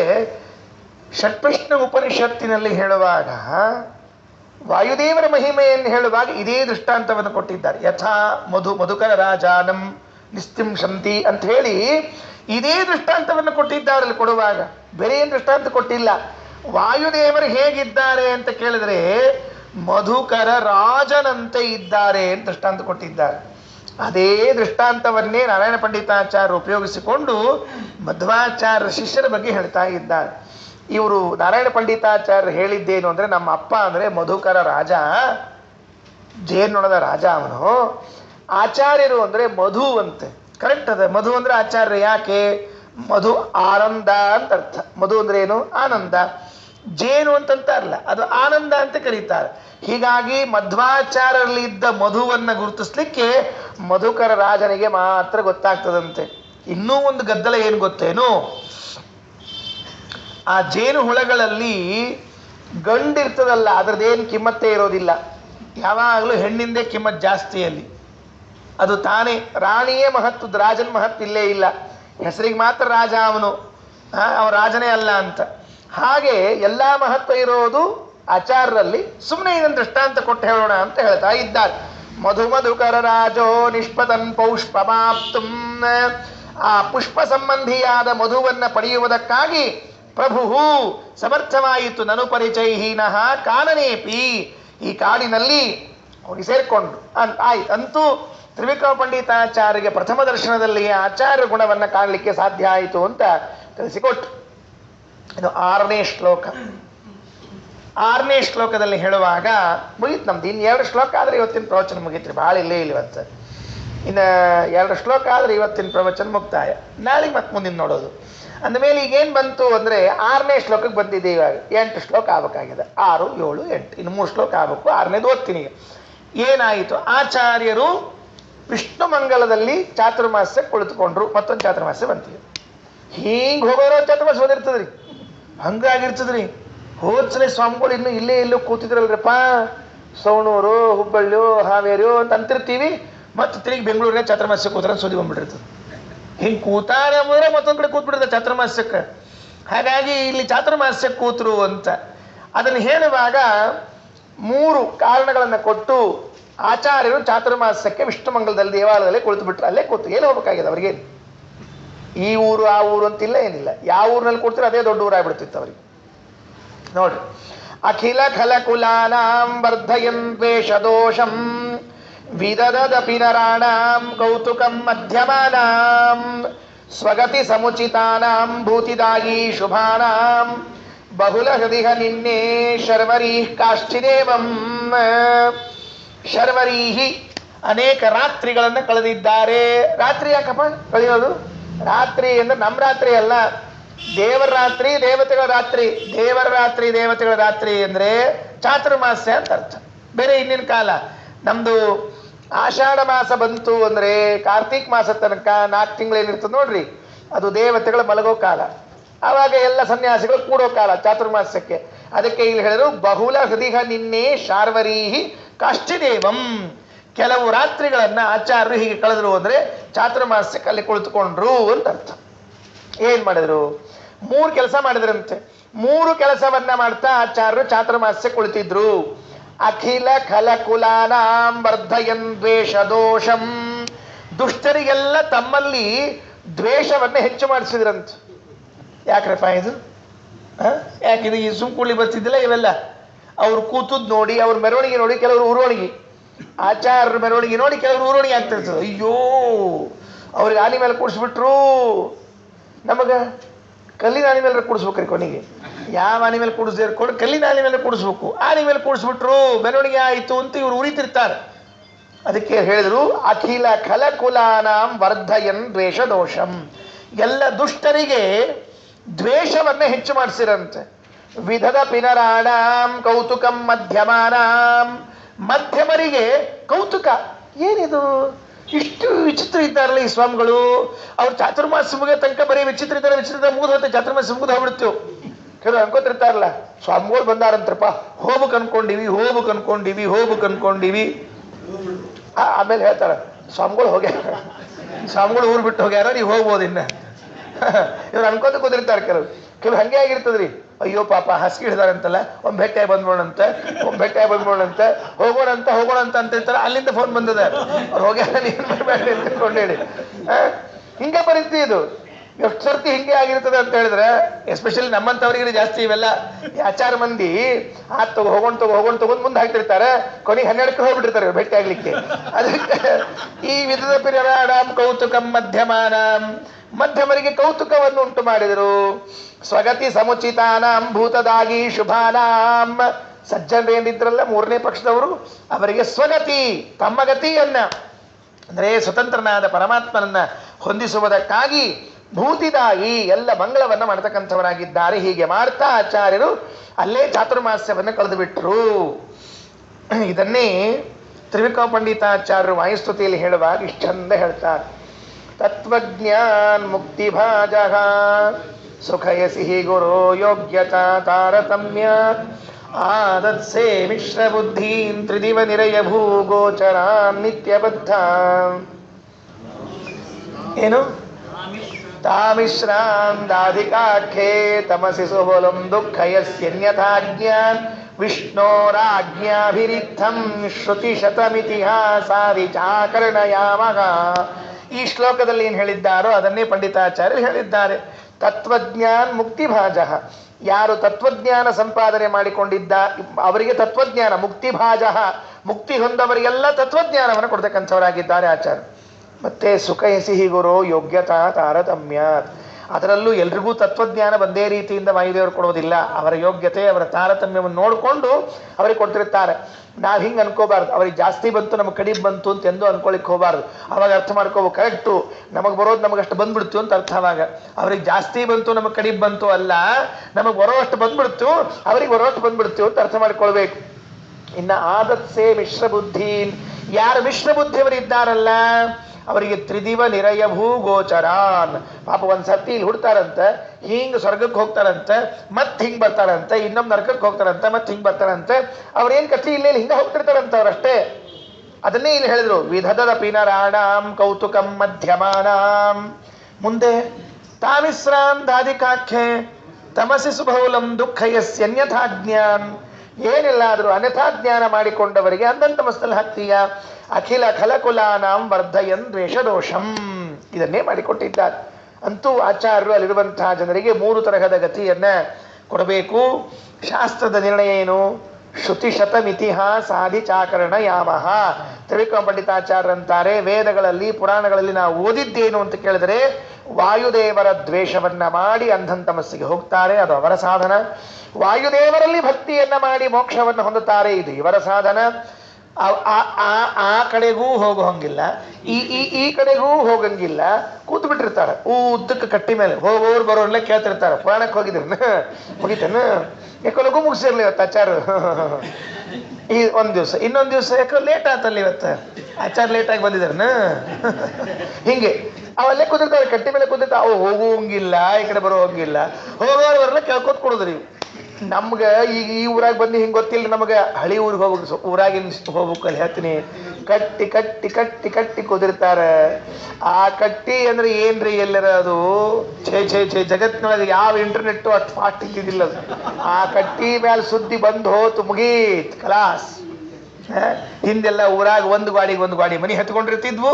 ಹಾ ಏನ್ ಆನಂದ ರೀ ಎಲ್ಲರ. ಅದಕ್ಕೆ ಈ ಉದಾಸ್ತೆ ಅವರಿರ್ತಾರೆ, ಗುಮಾಸ್ತೆ ಅಲ್ಲ, ಮತ್ತೆ ಉದಾಸ್ತೆ. ಅವು ಉದಾಸ್ತೆಗಳ ಕೆಲವು ಇರ್ತಾರೆ, ಅವರೆಲ್ಲ ಇರ್ತಾರೆ. ಇಷ್ಟು ಹೇಳಿ ಇಲ್ಲಿಗೆ ಮುಗಿಸಿದ್ರು. ಅಂತೂ 6 ಶ್ಲೋಕದಲ್ಲಿ ಪ್ರಾಸ್ತಾವಿಕವಾಗಿ ಕೆಲವು ಮಾತುಗಳನ್ನ ಆಡಿ ಗ್ರಂಥ ಭಾಂಡಾರ ತೆರಿಗೆ ಬಂತು. ಆಚಾರ್ಯರು ಅವರಿಗೆ ಕೊಡಿಸಿದ್ರು. ತ್ರಿವಿಕ್ರಮ ಪಂಡಿತಾಚಾರ್ಯರು ಜಯಸಿಂಹರಾಜನಿಗೆ ಆಶೀರ್ವಾದವನ್ನು, ಆಚಾರ್ಯರಿಗೆ ನಮನವನ್ನು ಮಾಡಿದ್ರು ಅಂತ ಇಷ್ಟು ತಿಳಿಸಿದ ಮೇಲೆ ಅಲ್ಲಿ ಕಥೆ ನಿಲ್ಲಿಸಿದ್ರು ಮತ್ತೆ ಪಂಡಿತಾಚಾರ್ಯರು. ಮತ್ತೆ ನೀವು 15ನೇ ಸರ್ಗಕ್ಕೆ ಹೋಗ್ಬೇಕು. ಈಗ ತ್ರಿವಿಕ್ರಮ ಪಂಡಿತಾಚಾರ್ಯರು ಮಧ್ವಾಚಾರ್ಯ ಏನ್ ಮಾಡಿದ್ರು ಅಂತ ತಿಳ್ಕೊಬೇಕಾದ್ರೆ 15ನೇ ಸರ್ಗಕ್ಕೆ ಹೋಗ್ಬೇಕು. ಈಗ ಮುಂದಿನ ಶ್ಲೋಕದಾಗ ಏನಿದೆ, 7ನೇ ಶ್ಲೋಕದಾಗ ಅಂದ್ರೆ ದಿನಚರಿ ಶುರು. ಈಗ ಇಲ್ಲೇನು ದಿನಚರಿ ಪ್ರಾರಂಭ ಆಗ್ತದೆ, ಕೊನೆಯ ಶ್ಲೋಕದವರೆಗೂ ದಿನಚರಿನ ಮಧ್ವಾಚಾರ್ಯ. ಬೆಳಿಗ್ಗೆ ಎಷ್ಟಕ್ಕೆ ಹೇಳ್ತಿದ್ರು, ನಾವು ಎಷ್ಟಕ್ಕೆ ಹೇಳ್ಬೇಕು, ಎದ್ದು ಕೂಡಲೇ ಏನು ಮಾಡಬೇಕು, ಸ್ನಾನ ಹೆಂಗ, ಹಲ್ಲು ತಿಕ್ಕೊಳ್ಳೋದು ಹೆಂಗೆ ಸತಕ್ಕೆ ಹೇಳ್ಯಾರ ನಮಗೆ. ಏನಾಚಾರ ನಮ್ಮ ಹುಡುಗಲ್ಲಿ ಹಲ್ಲು ತಿಕ್ಕೊಳ್ಳೋದು ಅಷ್ಟು ಅಂದರೆ ಗೊತ್ತದ. ಅವ್ರು ಹೇಳೋ ಕ್ರಮದಾಗ ತಿಕ್ಕೋತೀವಿ ಇಲ್ಲ ನೋಡ್ಬೇಕು ಅಷ್ಟೇ. ಈಗ ನಾವು ನಮಗೆ ಹೆಂಗೆ ಬೇಕು ಹಂಗೆ ತಿಕ್ಕೊಂಡ್ರೆ. ಅದಕ್ಕೆ ಈಗ 7ನೇ ಶ್ಲೋಕದಿಂದ ಆಚಾರ್ಯ ಚರಿತ್ರೆ ಪ್ರಾರಂಭ. ಏನು? ದಿನಚರಿ. ಎದ್ರಂತೆ, ಎಷ್ಟೊತ್ತಿಗೆ ಎದ್ರು ಅಂದ್ರೆ ಆಚಾರ್ಯ ಹೇಳೋ ಟೈಮ್ ಎಷ್ಟೊತ್ತಿಗ್ರಿ ಅಂತ ಕೇಳ್ಬೇಕು. ಈಗ ಮೊದಲು ಉದಯತಿ ವಿನತಾಯಾನಂದನೇ ಶ್ಲಾಘ್ಯಕಾಲೇ, ಎಷ್ಟೊತ್ತಿಗೆ ಹೇಳ್ತಾರೆ ನೋಡ್ಕೊಳ್ರಿ ಅಲ್ಲಿ. ಉದಯತಿ ವಿನತಾಯಾನಂದನೇ ಶ್ಲಾಘ್ಯಕಾಲೇ ಸಕೃತ ಸಕಲ ಕೃತ್ಯವೇದಿ ಪ್ರವೇಕ ಅರುಣ ಯವನಿಗಾಂತರ್ಬ್ರಹ್ಮನಾರಾಯಣಾಖ್ಯಂ ಗುರುಗುಣಮಭಿದಧ್ಯೋ ಯೋಗ್ಯ ಯೋಗಾಸನಸ್ಥಃ. ಆಗೋಯ್ತು. ಅರುಣೋದಯ ಕಾಲದಲ್ಲಿ ತಿರುಗಿ ಮಧ್ವಾಚಾರ್ಯರು ಎದ್ದು ಸ್ನಾನ ಮಾಡಿ ಜಪಕ್ಕೆ ಕೂತಿದ್ರಂತೆ. ಆಗ ನಿದ್ದೆ ಹತ್ತಿರ್ತದ್ರಿ ನಮ್ಮ ಕೆಲವರಿಗೆ ಆಗ ನಿದ್ದೆ ಹತ್ತಿರ್ತದ. ವಾಹ್, ರಾತ್ರಿ ನಿದ್ದೆನೇ ಆಗ್ಲಿಲ್ವಾ, ಯಾಕೋ ಹೊಳ್ಳ್ಯಾಡ್ ಹಾಕಿದೆ, ನಿದ್ದೆನೇ ಬರ್ಲಿಲ್ಲ ನೋಡು ಅಂತ ಹೇಳಿ ಹೊಳ್ಳ್ಯಾಡ್ ಮಲ್ಕೊಂಡಿರ್ತಾರೆ. ಕೊನೆಗೆ 3:30 ಹತ್ತಿರುವ ನಿದ್ದೆ ಎದ್ದಿದ್ರು ಅವಾಗ ಮಧ್ವಾಚಾರ್ಯ. ಮಧ್ವಾಚಾರ್ಯ ಎದ್ದು ಜಪ ಕೂತಿದ್ರೆ ತಿರುಗಿ ತಾರಾಬಾಳಿ ಇವು ಹೊಳ್ಳ್ಯಾಡ್ ಹತ್ತಿಲ್ಲ ಅನ್ಕೋತ ಒಬ್ರು ಆಚಾರ್ಯ ಹತ್ತಿದ್ರಿ ನಂಗೆ ಭಾಳ ಖರೆ ಹೌದನಸ್ತು ನನಗೆ. ಏನು ನಿದ್ದೆ ಬರಲಿಲ್ಲ ಆದ್ರೆ ಏನು ಮಾಡಬೇಕು? ಕೆಲವ್ರು ನೋಡ್ರಿ ಹೇಳ್ತೀನಿ, ರಾತ್ರಿ ಕೆಲವ್ರು ನಿದ್ರೆ ಬರಂಗಿಲ್ಲಂತ. ನಿದ್ರೆ ಬರಂಗಿಲ್ಲಂತ ಏನು ಮಾಡ್ಬೇಕು? ಆಚಾರ ಒಂದು ಉಪಾಯ ಹೇಳಿದ್ರು, ಏನು ಮಾಡಬೇಡ್ರಿ, ನಿಮಗೆ ನಿದ್ದೆ ಬರ್ಬೇಕು ಹೌದಿಲ್ಲೋ, ನಿದ್ದೆ ಬರಬೇಕು ನಿದ್ದೆ ಬರಬಾರ್ದು ಹೇಳ್ರಿ ನೋಡಂತ. ನಿದ್ದೆ ಬರಬಾರ್ದು ಅಂತಿದ್ರೆ ಟಿ ವಿ ಹಚ್ಕೊಂಡು ಕೊಡ್ರಿ, ಒಟ್ಟು ನಿದ್ದೆ ಬರಂಗಿಲ್ರಿ. ಅದ್ರೊಳಗೆ ಹಾರರ್ ಸಿನಿಮಾ ಅವು ಇವು 108 ಬರ್ತಿರ್ತಾವ, ಎದುರಿಗೆ ನೋಡ್ಕೊಂಡು ಕೂತಿರ್ತ, ಹಿಂಗೆ ಕಣ್ಣು ಬಿಟ್ಕೊಂಡು ಕೂತಿರ್ತ, ರಾತ್ರಿ ಎಲ್ಲ ಜಾಗರಣೆ ಆಗ್ತದೆ. ನಿದ್ದೆ ಬರ್ಬೇಕು ಹೋದಿಲ್ಲೋ, ಭಾಳ ಸಿಂಪಲ್ ರೀ. ಮಂಚದ ಮೇಲೆ ಕೂತ್ಕೊಂಡು ಹರೇ ರಾಮ ರಾಮ ರಾಮ ಮುಗ್ದೇ ಹೋಯ್ತು, ಮುಂದಿಲ್ಲೇ ಇಲ್ಲ. ನೀವು 3ನೇ ಮಂತ್ರ ಹೇಳುವಾಗ ನಿದ್ದೆ ಬಿಟ್ಬಿಡ್ತೀರಿ ನಿಮಗೆ. ಹರೇ ರಾಮ ರಾಮ ರಾಮ ಓ ನಿದ್ದೆ ಹತ್ತು ಹೋಗ್ಬಿಡ್ತೀರಿ. ಏನು ತಾಕತ್ತದ್ರಿ ಅದಕ್ಕೆ. ರಾಮನಾಮದ ಮಹಿಮಾ ಎಷ್ಟದ ಅಂತ ತಿಳ್ಕೊಂಡು ಕೇಳಿದ್ರೆ ಮಲಗಿಸ್ಬಿಡ್ತೆ ಮನ್ನ. ಹಿಂಗೆ ಹೇಳಿದ್ರು ಒಬ್ರು ಆಚಾರ, ನಂಗೆ ಖರೆ ಅನ್ನಿಸ್ತಿದ್ದು ನೋಡಿದ್ರೆ. ನೀವು ಬೇಕಾದ್ರೆ ಸುಮ್ಮನೆ ತಮಾಷೆ ಹೇಳ್ತೀನಿ ಕೇಳ್ರಿ. ಈ ನಮ್ಮ ಪ್ರವಚನ ಕೇಳಿರಲ್ಲ, ಇನ್ನೊಮ್ಮೇನು ಕೇಳೋ ಹಂಗಿರಲ್ಲ, ಆ ವಿಷಯ ಬೇರೆ. ಅಕಸ್ಮಾತ್ ನೀವು ಇನ್ನೊಮ್ಮೆ ಕೇಳಬೇಕು ಅನ್ನಿಸ್ತು ಅಂತ ಇಟ್ಕೊಳ್ರಿ, ಮಲ್ಕೋಬೇಕಾದ್ರೆ ಸುಮ್ಮನೆ ಹಿಂಗೆ ಆನ್ ಮಾಡ್ರಿ ಸಾಕಷ್ಟ. 2 ಸೆಕೆಂಡ್ ನಿದ್ದೆ ಹತ್ತಿಲ್ಲ ಅಂದ್ರೆ ಕೇಳ್ರಿ, ಜೋಗುಳು ಹಡ್ದಂಗೆ ಇರ್ತದೆ ನಮ್ಮ ಧ್ವನಿ ಎಲ್ಲ. ಮುಗಿದು ಹೋತ್ರಿ ಇದು. ನಿದ್ದೆ ಬರೋದು ಹೇಳೋದು ಒಂದು ಟೈಮ್ ಅದ್ರಿ, ಅದಕ್ಕೆ ಲೇಟ್ ಮಾಡಬಾರ್ದು. ಇವತ್ತು ನಮ್ಮ ಸ್ವಾಮಿಗಳ ಆರಾಧನಾ, ರಘುಪ್ರಿಯ ತೀರ್ಥ ಶ್ರೀಪಾದಂಗಳವರ ಆರಾಧನಾ, ಮಧ್ಯಾರಾಧನಾ. ಇವತ್ತು ಅವರು ಮಲ್ಕೊಳ್ಳೋದು, ಅವ್ರು ಹೇಳೋ ಸಮಯವನ್ನು ನಾನೇ ಕಣ್ಣಾರೆ ನೋಡಿದ್ದು. ಅಂದರೆ ಭಾಳ ಸಣ್ಣವನು ಅಲ್ಲ, ಪೂರ್ಣ ಈ ಕಡೆ ದೊಡ್ಡವನು ಅಲ್ಲ, ಮಧ್ಯದ ವಯಸ್ಸಿನಲ್ಲಿ ನಿಂತಾಗ ನೋಡಿದ್ದು ನಾನು. ಸರಿಯಾಗಿ 9:30 ಬೇಕಾದ ತಲೆ ಮೇಲೆ ತಲೆ ಹೋಗಲಿ, ಬಾಗಿಲು ಹಾಕ್ಕೊಂಡು ಮಲ್ಕೊಂಬಿಡೋದು ಅಷ್ಟೇ ಕೆಲಸ. ಯಾರು ಬರಲಿ ಬಿಡಲಿ ಸಂಬಂಧ ಇಲ್ಲ, ನೀವೇನ ಮಲ್ಕೊಂಬಿಡೋದು ಅಷ್ಟೇ. ಎಷ್ಟೊತ್ತಿಗೆ ಹೇಳೋದು? 3 ಗಂಟೆಗೆ ಸರಿಯಾಗಿ ಎದ್ದು 3:30ಗೆ ಪಾರಾಯಣ ಪ್ರಾರಂಭ. ತಿರುಗಿ ದಿವಸ ಪ್ರತಿನಿತ್ಯ ಇದನ್ನೇ ಮಾಡಿದ್ದಾರೆ. ಸನ್ಯಾಸ ಸ್ವೀಕಾರ ಮಾಡಿದ ಮೇಲೂ ಮಾಡೋಕ್ಕಿಂತ ಮೊದಲು ಗೃಹಸ್ಥಾಶ್ರಮಿಗಳಾಗಿದ್ದಾಗಂತೂ ಸಾಯಂಕಾಲ ಪುರಾಣ ಮುಗಿಸ್ಕೊಂಡು ಬರೋದು, ಊಟ ಮಾಡೋದು, ಒಳಗೆ ಪುಸ್ತಕ ಅವಲೋಕನ ಮಾಡಿ ಮಲ್ಕೊಂಬಿಡೋದು. ಮುಗಿದು ಹೋಯ್ತು 9:30ಗೆ ಬರೋ. 3:30 ನೀವು ಹೋದ್ರೆ ಮತ್ತೆ ಗಲಗಲನಾಚಾರ್ಯ ಎದ್ದು ಕೂತಿದ್ದಾರೆ. ಇದು ಮತ್ತೇನು ಪ್ರಶ್ನೆ ಇಲ್ಲೇ ಇಲ್ಲ. ಸ್ವಾಮಿಗಳು ಆದ ಮೇಲೂ ಅವರು 93 ವರ್ಷ ಇದ್ದರು ನಮ್ಮ ಕಣ್ಣಿಗೆ ಕಾಣಿಸ್ಕೊಂಡು. ಆ 93ನೇ ವರ್ಷದವರೆಗೂ ಕೂಡ ಅವರು ಎದ್ದದ್ದು 3:30ಗೆ ಸರಿಯಾಗಿ ಎದ್ದಿರ್ತಿದ್ರು. ಎದ್ದು ಕೂತು ಬಿಡ್ಬೇಕು. ಅದು ಏನು ನಿದ್ದೆ ಮತ್ತು ಬರಲಿ ಅವೆಲ್ಲ ಏನಿಲ್ಲ, ಕೂತು ಪಾರಾಯಣ ಶುರು ಆಗಬೇಕು. ಇದು ಸನ್ಯಾಸಿಗಳ ಧರ್ಮ. ಸಕಾಶ 8ಕ್ಕೆ ಎದ್ದು ಪಾದ ಪೂಜೆಗೆ ಬಂದಾರೇನಪ್ಪ ಯಾರು? ನಾ ಯಾರ್ದು ಅಂತ ಹೇಳೋದಿಲ್ಲ. ನಾ ನೋಡೀನಿ, ಇದನ್ನು ನೋಡೀನಿ, ಮತ್ತೆ ಅದನ್ನು ನೋಡೀನಿ, ಇದನ್ನು ನೋಡೀನಿ. ಎದ್ದು ಸಕಾಶ ಎದ್ದು ಪಾದ ಪೂಜೆ ಬಂದಾರೇನಪ್ಪ ಎಷ್ಟವ ಅಂತ ಕೇಳ್ಕೊಂಡು ಬರಲೇನು, ಇನ್ನೊಂದು 10 ಮಂದಿ ಬರಲೋ ಅಂತ ಹೇಳಿ ಎಂದೆಂದೆಂದೆಂದು ಜನ್ಮದಾಯ ಮಾಡಲಿಲ್ಲ ಸ್ವಾಮಿ. 9:30 3:30 ಎದ್ದು ಬಿಡಬೇಕು. ಅದು ಹೇಳೋ ಸಮಯ, ಅದು ಎದ್ದು ಸಾಧನೆ ಮಾಡೋ ಸಮಯ. ಸಾಧಕರಿಗೆ ಅದು ಸಾಧನೆ ಸಮಯ, ಉಳಿದವರಿಗೆ ಅದು ಬಾಧಕದ ಸಮಯ ಅಷ್ಟೇ. ಉದಯತಿ ವಿನತಾಯಾ ನಂದನೇ ಶ್ಲಾಘ್ಯ ಕಾಲೇ. ಯಾವಾಗ ಕರಿಬೇಕಪ್ಪ? ಅರುಣೋದಯ ಅಂಥೇಳಿ ಸೂರ್ಯೋದಯಕ್ಕಿಂತ 1.5 ತಾಸು ಮೊದಲು. ಸೂರ್ಯೋದಯಕ್ಕಿಂತ 1.5 ತಾಸು ಮೊದಲಿದ್ರೆ ಅದಕ್ಕೆ 1 ತಾಸು 20 ನಿಮಿಷ ಕರೆ ಅಂದರೆ ಇಲ್ಲಿ 1.5 ತಾಸು ಇಟ್ಕೊಳ್ರಿ. ಸೂರ್ಯೋದಯಕ್ಕಿಂತ 1.5 ತಾಸು ಮೊದಲಿದ್ರೆ ಅದು ಅರುಣೋದಯ. ಆಗ ಸನ್ಯಾಸಿಗಳು ಜಪ ಮಾಡ್ಲಿಕ್ಕೆ ಕೂಡಬೇಕು, ಗೃಹಸ್ಥರು ಹೇಳ್ಬೇಕು. ನೆನಪಿಟ್ಟು ನೋಡಿ, ಇಷ್ಟು ವ್ಯತ್ಯಾಸ. ಗೃಹಸ್ಥಾಶ್ರಮಿಗಳು ಆಗ ಹೇಳ್ಬೇಕು, ಸನ್ಯಾಸಿಗಳು ಸ್ನಾನ ಮಾಡಿ ಜಪಕ್ಕೆ ಕೂಡಬೇಕು. ಅಂದರೆ ಉದಾಹರಣೆಗೆ 6ಕ್ಕೆ ಸೂರ್ಯೋದಯ ಇತ್ತು ಅಂತ ಇಟ್ಕೊಳ್ರಿ, 1.5 ತಾಸು ಮೊದಲಂದ್ರೆ 4:15ಗೆ ಸ್ವಾಮಿಗಳು ಜಪ ಪ್ರಾರಂಭ ಮಾಡಿರ್ಬೇಕು. ಜಪ ಶುರು ಮಾಡಿಬಿಡ್ಬೇಕು ಸ್ವಾಮಿಗಳು ಸ್ನಾನ ಮಾಡಿ. ಗೃಹಸ್ಥಾಶ್ರಮ 4:15 ಹೇಳ್ಬೇಕು, ಏನು ತಪ್ಪಿಲ್ಲ. ಅವರಿಗೆ ಅಷ್ಟು ತನಕ ಟೈಮ್ ಕೊಟ್ಟಿದ್ದಾರೆ. 4:15 ಎದ್ದು ಮುಂದೆಲ್ಲ ಅವರು ನಿತ್ಯದ ಕಾರ್ಯಕ್ರಮಗಳನ್ನು ಮಾಡಬೇಕು. ಸನ್ಯಾಸಿಗಳು ಎದ್ದು ಸ್ನಾನ ಮಾಡಿದರೆ ಆ ಸನ್ಯಾಸಿಗಳು ಮಾಡೋ ಸ್ನಾನದ ನೀರಿನಲ್ಲಿ ಗಂಗಾ ಬಂದು ಕೂತಿರ್ತಾಳಂತೆ. ಆಚಾರ್ಯರು ಕೃಷ್ಣಾಮೃತ ಮಹಾನಲ್ಲಿ ಹೇಳುವಾಗ ಗಂಗಾಂಬ ಸದೃಶ ಸ್ಮೃತಃ, ಆ ಕಾಲದಲ್ಲಿ ಮಾಡುವ ನೀರಿನಲ್ಲಿ ಗಂಗೆ ಬಂದಿರ್ತಾಳೆ ಅಂತ ಹೇಳ್ತಾರೆ ಸ್ವಾಮಿಗಳಿಗೆ. ಅಷ್ಟು ವಿಚಿತ್ರ ಅಂತ. ಅದಕ್ಕೆ ಆಚಾರ್ಯರು ವಾಯುದೇವರು ಎಷ್ಟೊತ್ತಿಗೆ ಎದ್ದು ನಿಂತಿದ್ರು, ಎದ್ದು ಕೂತಿದ್ರು, ಜಪ ಮಾಡ್ತಾ ಇದ್ರು ಅಂತ ಕೇಳಿದರೆ, ಉದಯತಿ ವಿನತಾಯಾನಂದನೇ ಶ್ಲಾಘ್ಯ ಕಾಲೇ ಸಕೃತ ಸಕಲ ಕೃತ್ಯ ವೇದಿ ಪ್ರವೇಕ ಅರುಣ ಯವನಿಕಾಂತರ ಬ್ರಹ್ಮನಾರಾಯಣಾಖ್ಯಂ ಗುರುಗುಣಮಭಿದಧ್ಯೌ ಯೋಗ್ಯ ಯೋಗಾಸನಸ್ಥಃ. ಅರುಣ ಯವನಿಕಾಂತಹ ಸುತ್ತು ಪರದೆ ಕಟ್ಟಿದ್ರಂತೆ ಆಚಾರ್ಯರಿಗೆ. ಮೊನ್ನೆ ಹೇಳಿದೆ 13ನೇ ಸರ್ಗ ಪ್ರಾರಂಭದಲ್ಲಿ ಹೇಳುವಾಗ, ಒಳಗಡೆಗೆ ಆಚಾರ್ಯರು ಕೂತು ಜಪ ಮಾಡ್ತಾ ಇದ್ರೆ ಅವರಿವರ ಡಿಸ್ಟರ್ಬೆನ್ಸ್ ಬೇಡ ಅಂತ ಹೇಳಿ ಆಚೆ ಈಚೆ ಎದುರಿಗೆ ಎಲ್ಲ ಕಡೆಗೂ ಕೂಡ ಶಾಟಿ ಕಟ್ಟಿರ್ತಿದ್ರಂತೆ. ಒಳಗೆ ಕೂತ್ಕೋಬೇಕು ಆಚಾರ್ಯ, ಒಳಗೆ ಕೂತ್ಕೊಂಡು ಆ ಕಡೆಯಿಂದ ಶಾಟಿಯಲ್ಲಿ ಇಣಿಕಿ ನೋಡಿದರೆ ಆಚಾರ್ಯರು ಪದ್ಮಾಸನದಲ್ಲಿ ಕುಳಿತುಕೊಂಡು ಆ ಭಗವಂತನ ಧ್ಯಾನ ಮಾಡುವ ಮೂರ್ತಿ ಕಾಣಬೇಕಂತ. ಏನಾನಂದರೆ ಏನಾನಂದ. ಎಲ್ಲೋ ನಮ್ಮ ಸ್ವಾಮಿಗಳು ಇಲ್ಲಿ ಬಂದಿರುವ ಸ್ವಾಮಿಗಳು ಹಾಗೆ ಜಪ ಮಾಡ್ತಾ ಕೂತಿದ್ದನ್ನು ನೋಡಿದರೆ ನಮಗೆ ಆನಂದ ಆಗುತ್ತೆ. ಇನ್ನು ತ್ರೈಲೋಕ್ಯಾಚಾರ್ಯರು ಅವರೇ ಕುಳಿತುಕೊಂಡು ಆಸನದ ಮೇಲೆ ಮಣೆ ಹಾಕ್ಕೊಂಡು ಕೃಷ್ಣಾರ್ಜುನ ಹಾಕ್ಕೊಂಡು ಅದರ ಮೇಲೆ ಆಸನದಲ್ಲಿ ಇತ್ಕೊಂಡು ಕೂತ್ಕೊಳ್ತಾ ಇದ್ರೆ ಇಲ್ಲಿರ್ತದೆ. ಹೇಳ್ತೀನಿ ಆಸನವನ್ನು ಹೇಳುವಾಗ, ಉದಯತಿ ವಿನತಾಯಾ ನಂದನೇ ಶ್ಲಾಘ್ಯಕಾಲೆ.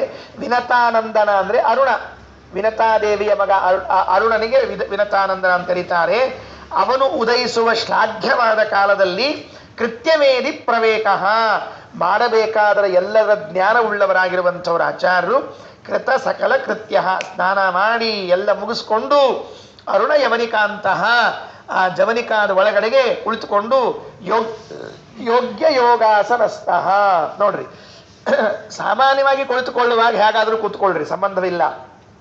ಶಾಸ್ತ್ರ ಧ್ಯಾನ ಮಾಡುವ ಕಾಲದಲ್ಲಿ ಜಪ ಮಾಡುವ ಕಾಲದಲ್ಲಿ ಒಂದು ಆಸನವನ್ನು ವಿಧಾನ ಮಾಡಿದೆ. ಹಿಂಗೆ ಕೊಡಬೇಕು ಅಂತ ಹೇಳಿದ್ದಾರೆ. ವಾಕಿಂಗ್ ಮಾಡ್ಕೋತ ಜಪ ಮಾಡಬಾರ್ದು, ಅರ್ಥ ಆಯ್ತಲ್ಲ. ಮತ್ತೇನು ಮಾಡ್ಬೇಕ್ರೆ ಚರ ಕೂತ್ ಕಾಲು ನೋವು ಬರ್ತಾವ, ಸೊ ವಾಕಿಂಗ್ ಮಾಡ್ಕೋತ ಜಪ ಮಾಡ್ತೀವಿ ಅಂತ ಮಾಡೋ ಹಂಗಿಲ್ಲ, ಧ್ಯಾನ ಮಾಡ್ತೀವಿ ಅನ್ನೋ ಹಂಗಿಲ್ಲ. ಓಂ ಆಸೀನ ಸಂಭವಾತ್ ಓಂ, ಕುಳಿತೇ ಜಪ ಮಾಡಬೇಕು, ಕುಳಿತೇ ಧ್ಯಾನವನ್ನ ಮಾಡಬೇಕು, ಬೇರೆ ದಾರಿ ಇಲ್ಲ. ಕೃಷ್ಣ ಹೇಳ್ತಾನೆ 6ನೇ ಅಧ್ಯಾಯದಲ್ಲಿ ಭಗವದ್ಗೀತೆಯಲ್ಲಿ, ನಾತ್ಯುಚ್ಛ್ರಿತಂ ನಾತಿ ನೀಚಂ ಚೈಲಾಜಿನ ಕುಶೋತ್ತರಂ ಸಮಂ ಕಾಯ ಶಿರೋಗ್ರೀವಂ ಧಾರಯನ್ ಅಚಲಂ ಸ್ಥಿರ. ಇದು ಆ ಧ್ಯಾನಕ್ಕೆ ಕೂಡುವ ಆಸನ ಅಂತ. ಹೆಂಗಿರಬೇಕು? ನಾತ್ಯುಚ್ಛ್ರಿತಂ ನಾತಿ ನೀಚಂ, ಬಹಳ ಎತ್ತರ ಆಸನ ಹಾಕ್ಕೊಳ್ಳೋಂಗಿಲ್ಲ, ಬಹಳ ತೆಳುಗು ಕೂಡೋ ಹಂಗಿಲ್ಲ. ಕೆಲವು ಹಂಗೆ ಆಗಿರ್ತಾರೆ, ಕೆಲವು ನೆಲದ ಮೇಲೆ ಕೂತ್ಬಿಟ್ಟಿರ್ತಾರೆ, ನೆಲದ ಮೇಲೆ ಕೂಡಬಾರ್ದು. ಕೂಡ್ಬೇಕು ಅಂತ ತಿಳ್ಕೊಳ್ಳಿ, ಹೆಂಗಾರ ಕುರ್ಚಿ ಮೇಲೆ ಕೂಡ್ತೇನೆ ಜಪಕ್ಕೆ ಅಂದ್ರೆ ಅಲ್ಲೂ ಇಲ್ಲ, ಎತ್ತರದ ಮೇಲೂ ಕೂಡೋ ಹಂಗಿಲ್ಲ, ತೆಳಗೂ ಕೂಡೋ ಹಂಗಿಲ್ಲ. ಮತ್ತೆ ಹೆಂಗೆ ಕೊಡ್ಬೇಕು? ಸಮತಟ್ಟಾದ ಆಸನ ಇರಬೇಕು. ಚೈಲಾಜಿನ ಕುಶೋತ್ತರಂ, 3 ಆಸನ ಇರಬೇಕಂತೆ. ಚೈಲಾಜಿನ ಕುಶ ಅಂದ್ರೆ ಏನು? ಚೈಲಾಜಿನ ಕುಶ ಅಂದ್ರೆ ಏನು? ಒಂದು ದರ್ಭ, ಒಂದು ಕೃಷ್ಣಾಜನ, ಒಂದು ಬಟ್ಟೆ ಹಾಸಿಕೊಂಡಿರಬೇಕು ಜಪಕ್ಕೆ, ಕಡ್ಡಾಯ, ಮರಿಬೇಡ್ರಿ. ಕೆಲವರು ಕೃಷ್ಣಾಜನ ಮಾತ್ರ ಹಾಕ್ಕೊಂಡಿರ್ತಾರೆ, ಆಯ್ತು ಸಾಕ್ಬಿಡ್ರಿ ಕೃಷ್ಣಾಜನ ಇದ್ರಿತ್ತು. ಕೆಲವರು ದರ್ಭದ ಮಾತ್ರ ಹಾಕ್ಕೊಂಡಿರ್ತಾರೆ, ಕೆಲವರು 2 ಹಾಕ್ಕೊಂಡಿರ್ತಾರೆ.